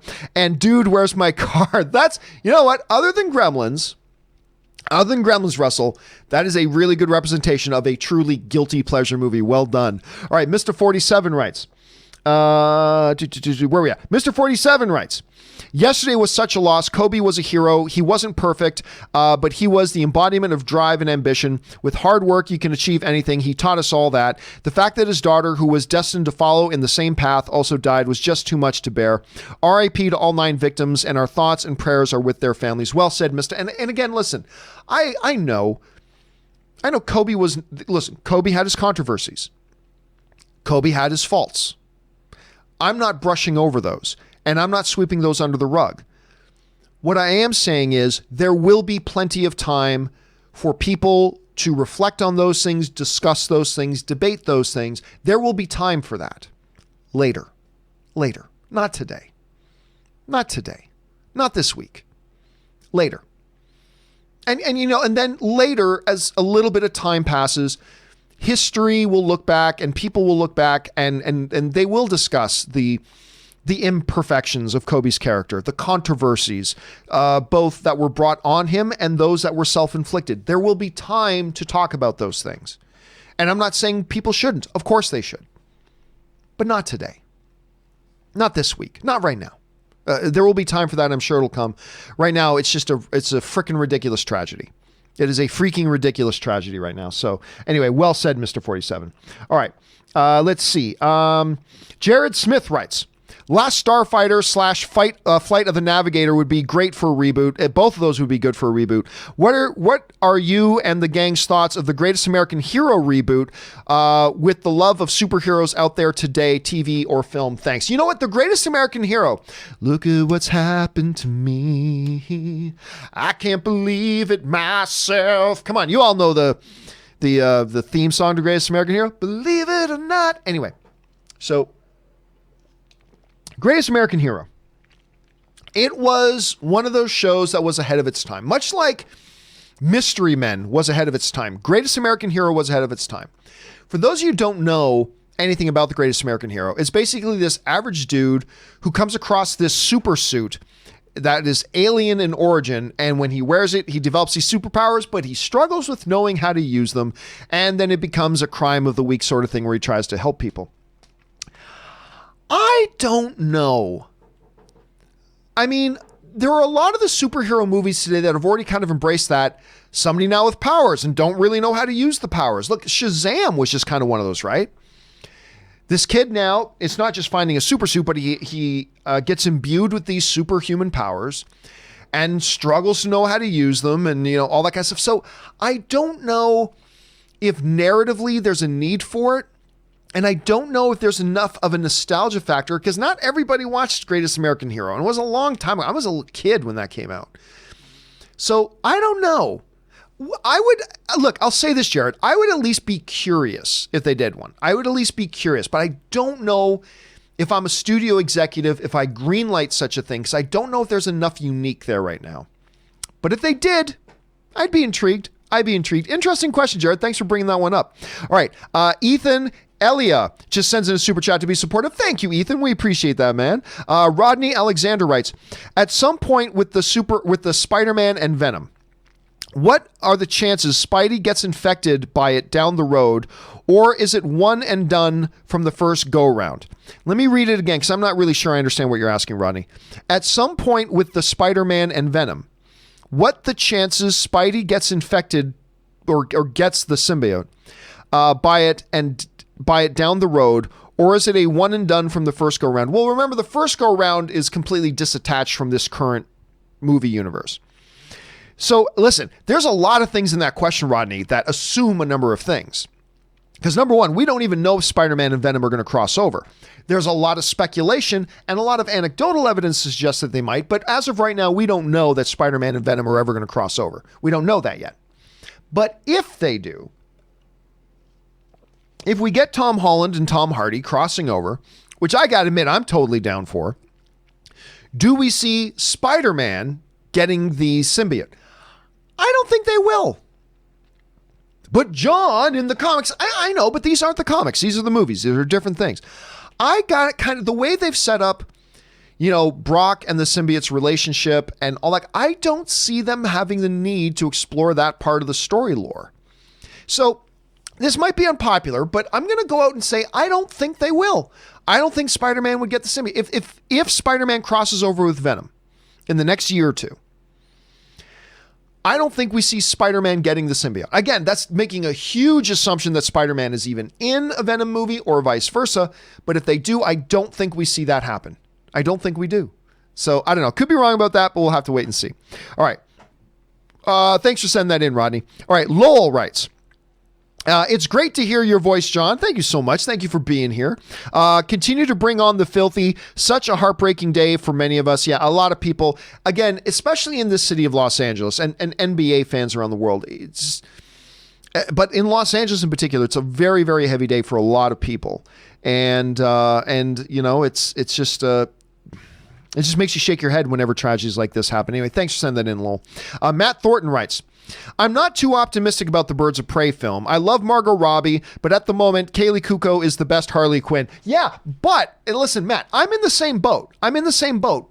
But, again, I never thought the animated thing would be any good. I thought the animated thing looked stupid. And now it's like one of my favorite things to watch. I find it amazing. So I'm kind of, we'll have to wait and see. Look, what you got to do as a film fan is you can, have high expectations or low expectations for a movie. That's perfectly fine. You can guess and speculate whether or not you think a movie will be good or bad, and that's fine. But the key is, once it comes time to go see the movie, you got to take those expectations and you got to leave them at the door. Don't bring them into the theater with you. Leave them at the door. It's like the Harley Quinn animated thing. I thought it looked stupid as hell. I did not think it looked good. I thought it was going to be dumb, but enough of you guys talked about it that I tried out. And so what did I do? Took my expectations and I left them at the door. It's fair to have expectations, high or low, positive or negative. That's totally fair. But when it comes time to watch, you got to leave those at the door. So I did that for Harley Quinn, the animated show, and now I love it. So yeah, I got some negative expectations for Birds of Prey and the Fabulous Emancipation of One Harley Quinn. I do have negative expectations for it. But we got to leave those expectations at the door because maybe we'll end up freaking loving it just like we do with the animated show. So we'll see what happens there. We'll see. All right. A fan of Peanuts writes, Long time, John. Thank you so much, fan of Peanuts. Thanks for reactivating the super chat again. No problem. RIP for the 9 victims who perished, including Gianna Bryant and Kobe Bryant. Again. And I think, obviously, because Kobe is such a titan of a name, a lot of people are overlooking and forgetting the fact there were other victims as well, including another father-daughter combo that were in that thing, which is unimaginable. But yeah, well said, fan of Peanuts. Well said. All right. Killian Murphy writes, hey, John, since Dark Side Light Side is no longer a thing, would it be possible for Weekly Hero to make a comeback? Weekly Hero will come back, but it's going to have to wait until my movie's done. I just, almost anything extracurricular on the channel is going to have the brakes put on until I get the movie done. Now, we were able to, the nice thing about Best Movie, Worst Movie is that, like, me and Cody and Rob, all we need to do is get one chunk of time and we can record like 4 episodes at once, which is what we did. Like, we've already recorded 4 episodes of Best Movie, Worst Movie. And we've aired the first one. The second one's coming out today. The third one's coming out next week. The next one after that.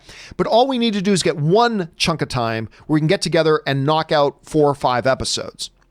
But like Weekly Hero is obviously different. That's a week by week thing. And until my movie's done, it's probably going to have to stay on the shelf. It will come back. It will come back. But I just simply, while I'm working on this movie, I absolutely have no time to do it. So it's on the shelf for now, but it is coming back. It's not dead. It is coming back. Thank you for asking, Killian. All right. David Hendry writes, let's see. With Disney now doing Star Wars TV shows, do you think we could get a live action anthology show? It could be a way of expanding the mythology. Well, I mean, really, isn't that kind of what Mandalorian is? Isn't it kind of an anthology show too? Wouldn't Obi-Wan kind of be an anthology show in a way? But yeah, I do see them exploring a lot of different things. At least that's the hope. The hope is they can explore a lot of different areas. Stop making the Star Wars universe smaller. Start expanding the universe. That's what Mandalorian does. Mandalorian expanded the Star Wars universe. Almost nothing else has. The video game, Fallen Order, expands the universe. Mandalorian expands the universe. Obi-Wan kind of shrinks the universe again, although it could be awesome, but even in its awesomeness, it would just be contracting the universe. It's time to expand it, and I do think the TV shows can be part of that. All right, Suthius writes, Birds of Prey spoiler, Cisco opens a portal and out walks Mia. So now you're incorporating Flash, the CW stuff, Oliver's Idiot Kids, and Birds of Prey all into one thing, Suthius. Well done. James Hopkins writes, they tried to protect Birds of Prey like they tried to protect Captain Marvel. More of this feminist agenda bullcrap. There's no such, it's not a feminist agenda. Listen, guys, my fellow man, listen. As a guy, as a man, what we have to acknowledge here is that it's not about there being an agenda to push women. What it's about is ending the decades of agenda against women. I'm sorry, but there clearly has been. There's clearly been an agenda in Hollywood about keeping women in their place for decades and decades and decades and decades. That's clearly been a part of Hollywood. It's time to end that agenda. And a part of breaking that agenda is allowing some movies to come out and celebrate strong women. Why not? What's the problem with that? Now listen, I'm going to tell you something. Making a movie that has women celebrating strong women, that doesn't make the movie a good movie. That doesn't make the movie a good movie. But if you think that a movie being allowed to allow women just to celebrate strong female characters, if you think that somehow is automatically in and of itself a bad thing, then I got to question your motives. I got to question why do you think why is that a bad thing? It doesn't automatically make the movie good, but it doesn't automatically make a movie bad. And I've got to question, first of all, I got to question the security that any guy has in their own masculinity to be threatened by the idea of a movie celebrating strong female characters just because it's a strong, like, look, you could have, let's take a movie like Underwater that just came out, right? Lead character, Kristen Stewart. If you just think it's a bad movie because it's a bad movie and you just didn't think the characters were good, there's nothing, that's fine. Perfect. Great. Nothing wrong with that. But if you're one of these people of, it had a strong female lead character, and because it has a strong female lead character, I think it's bad. Well, I think that says something about you then, right? If you're going to dismiss a movie just because, strictly on the basis that it celebrates a strong female character, or multiple strong female characters, if that's your reason. Look, if you watch Birds of Prey and you just hate it just because you thought it was a bad movie, perfect. Nothing wrong with that. Nothing wrong with that. If you just hate the characters and you think the characters suck and you don't think the story's any good and you thought the action was lousy and you thought the script was terrible and you thought the direction was terrible, listen, you watch Birds of Prey and you think all of that stuff, that is perfectly fair. That's perfectly fair. Nothing wrong with that. But I don't know, dude. I have to question the security that any man has in their own masculinity if they are strictly threatened and turned off by a movie just because it's a movie that's celebrating strong female characters. If that's the whole basis of being turned off by a movie, again, I just think that says more about you than anything else. Now, you think the movie looks bad? By the way, I think the movie looks bad, right? So I think the movie looks bad. I think Birds of Prey and the Fabulous Emancipation of One Harley Quinn, I think it looks bad. But it doesn't look bad because it's celebrating strong female looking characters. It just looks bad because it looks like a mess. Then again, I thought the Harley Quinn animated show looked like a mess, and now I love the freaking thing, so who knows? So, yeah. And the Captain Marvel thing, by the way, great movie reviews, made over $1 billion, blah, blah, blah. Again, if you don't like the movie, nothing wrong with that. That's perfectly fair. But if you're admitting that you're turned off by the movie just because it's looking like it dares allow women to take the center stage, if that's the whole basis of not liking it, well, again, and I say this with all due respect, brother, but I mean, I think then you got to look in the mirror and ask yourself the question why. That's just what I think. That's just what I think. That's just kind of my opinion on that. I think you got to ask yourself. I think you got to look in the mirror and ask yourself a couple of hard questions. So that's my thing on that, James. So that's my thing. Anyway, Mikey, what a great name, writes, are review embargoes legally binding? What are the repercussions for breaking them? Movie embargoes are not legally binding, but what they are is this. They are an agreed upon contract between you and the studio. A studio invites you to come to a special screening for you on the condition that you do not publish your review until such a date. Now it's about your honor. Now it's about your word.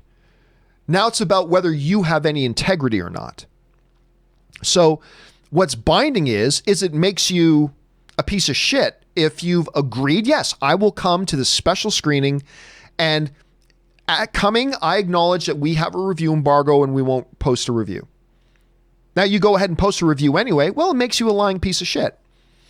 And it means you have no honor, and it means that no studio is going to let you come back. Why would a studio ever let you come back if you break the embargo? Like, hey, we had an agreement. You come to a thing, we have a review embargo. You honor the embargo if we allow you to come. It's that simple. So, no, will you be taken to court over it? No, but you'll be done. You'll never be allowed to go, nor should they let you go. So that's kind of the repercussion of it there. Freddie Red Rojas writes, with the tragic, sad loss of Kobe Bryant, will Hollywood make a biopic film on the late Kobe Bryant? Listen, whether him dying now is irrelevant, there is going to be a biopic on Kobe Bryant at some point. I mean, at some point, there was going to be a biopic about Kobe Bryant. So I don't believe the tragedy that we just had is going to affect that one way or the other, because I always thought there was going to be one. So I don't think it's going to have much of an impact. Star Wars Rocks writes, hey, John, what do you think of the anonymous Academy member calling out woke Hollywood? Who cares? One person in a 7,000 member body said something. Don't care. It's irrelevant. It's a non-story. Consumer Reviews writes, the newest episode of Harley Quinn used a metaphor that I think fits The Rise of Skywalker perfectly. They came up with the frosting fan service before they baked the cake. I just saw the most recent episode. Gotta bake the cake. Was that the Joker Harley conversation in the bar? I think that was it. I don't know. Because I don't know if that's an applicable analogy to it. Maybe if you think about it a certain way. I'd have to know more about how you're looking at it, because like on its surface, I don't see a big connection, but maybe if you're looking at a certain way that I'm not right now, that makes a lot of sense. Good episode, by the way, with a good cliffhanger too, with Ivy. It was a good cliffhanger too. I cannot wait to see the next episode. All right. Freddie Red Rojas writes, hey, John, with the sadly lost tragedy of Kobe Bryant, do you think Hollywood studios will try to, you like the question so much, you wrote it in twice. Yeah, I don't think this is going to affect it. I think it was already a foregone conclusion just because of the career Kobe Bryant had. I think there was going to be a biopic on him at some point anyway. Robert D. Antunano writes, hey, John, watching Two Popes, love that movie. I noticed that Jonathan Pryce was dubbed in all of his scenes in Spanish by the actor who plays the role of young Francis. I mean, he sounds completely different. Do you think this makes his Oscar nomination less meritable? No, not at all. Not at all. No. Not in the least. Not in the least. His performance in that movie is stupid good. And the very fact that he's trying to emulate languages he himself doesn't speak, and do it in such a convincing way, if anything, is a credit to him, not a demerit. Because like other actors didn't have to try to do that in their movies, right? Leonardo DiCaprio didn't do that, didn't have to even try that. So no, I don't believe that demerits him at all. By the way, I still consider Jonathan Pryce as a dark horse. I don't think he will win, but I think he's one of the dark horses that could surprise a lot of people winning, because his performance, I thought, in The Two Popes was just that damn good. And the chemistry between him and Anthony Hopkins was also ridiculously solid, incredibly solid. I love it. So no, I don't think that's a demerit at all, not in the least. All right, Sal Vader writes, John, I've been doing a movie a day challenge for 2020. That's tough, but if you can do it, man, good on you. And I've discovered great movies I never would have seen. I've enjoyed movies like The Master, which is so good. Nightingale. Actually, that one wasn't on my radar for a while, and recently somebody brought that up. Enemy, an A24 film. Tombstone, I Am Mother. That was an interesting, this is a Netflix film. That was an interesting one. End of Watch, so good. Michael Pena is so great in that. The Witch, so many. I mean, listen, that is truly one of the great things about doing one of these movie a day challenges, is that you're going to come across and get to movies that maybe you wouldn't have tried before. So that's great. All right. Andre Porter just sends in a super chat to be supportive. Thank you so much. RIP Kobe Gianna with love. ZRJ Rowe just sends that in. Well said. Well spoken. Jack Kane writes, I just want a Superman Man of Tomorrow featuring Steel with Metallo and Lex Luthor as the villains. I gotta admit, I'm not in the same boat with you, but I listen, Galaxy Kane, I guarantee you're not alone. That to me sounds like a good animated thing for TV or something like that. It doesn't sound like an interesting motion picture, but again, they could do it and I could love it, but you are not alone. I'm sure a lot of people would be in the same boat with you on that, Galaxy. All right, Jesse, and we just get through the last couple of questions here, guys, and we'll wrap it up today. Jesse writes, your theory about Batfleck or Battinson appearing in Birds of Prey intrigued me. I don't think it's likely, but what do you think the possibility is that we see a Batman, not Affleck or Pattinson, just Batman as a character? I mean, that's possible too. It's possible we could see a Batman but not see his face. You know, kind of like in Shazam, when Superman walks into the cafeteria but you never see his face. So that, Jesse, also could be a possibility, that they pull a Shazam and have Batman show up in something but not his face. They did it with Superman and Shazam. Why not do that with Batman and Birds of Prey?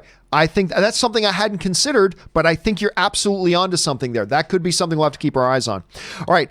Jay Master writes, at Phil Carbon, check Disney Runaways. I checked, and Disney Runaways season 1, 2, and 3 are on Disney Plus. Season 3 dropped on Disney Plus on January 10th. That's why it's good that we have the community here. So if you guys remember a little bit earlier in the show, somebody was asking, can I get Mandalorian?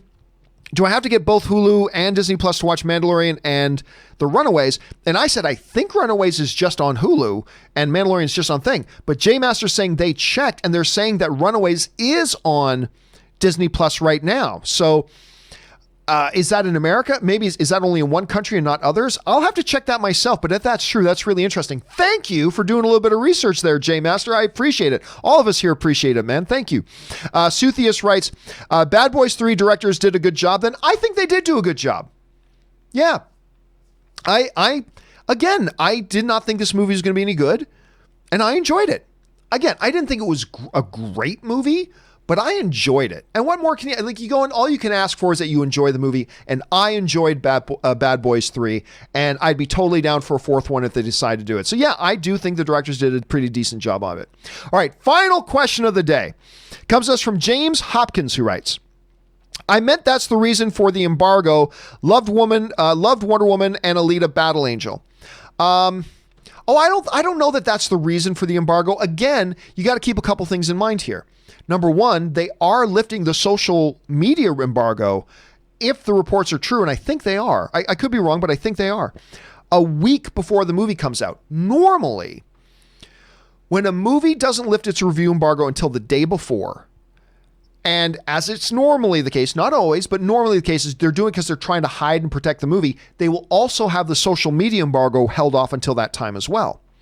But the fact of the matter is they are letting people, the critics and everything who have seen the movie, give their reactions and give their general quick little short thought on the movie a week before the movie comes out. That to me may suggest that they're not trying to protect the movie. That they actually think they've got a pretty decent movie. And maybe they're right, maybe they're wrong, maybe that is part of this thing, maybe it's not. We'll have to wait and see. But again, I just think there are several different possibilities here we have to take into consideration. So we're going to have to wait and see, right? I got to tell you, I'm intrigued. Again, it's well established. I don't think this movie looks all that good, but I didn't think the animated show looked all that good either, and I love it. So let's wait and see. It's going to be interesting. All right, guys.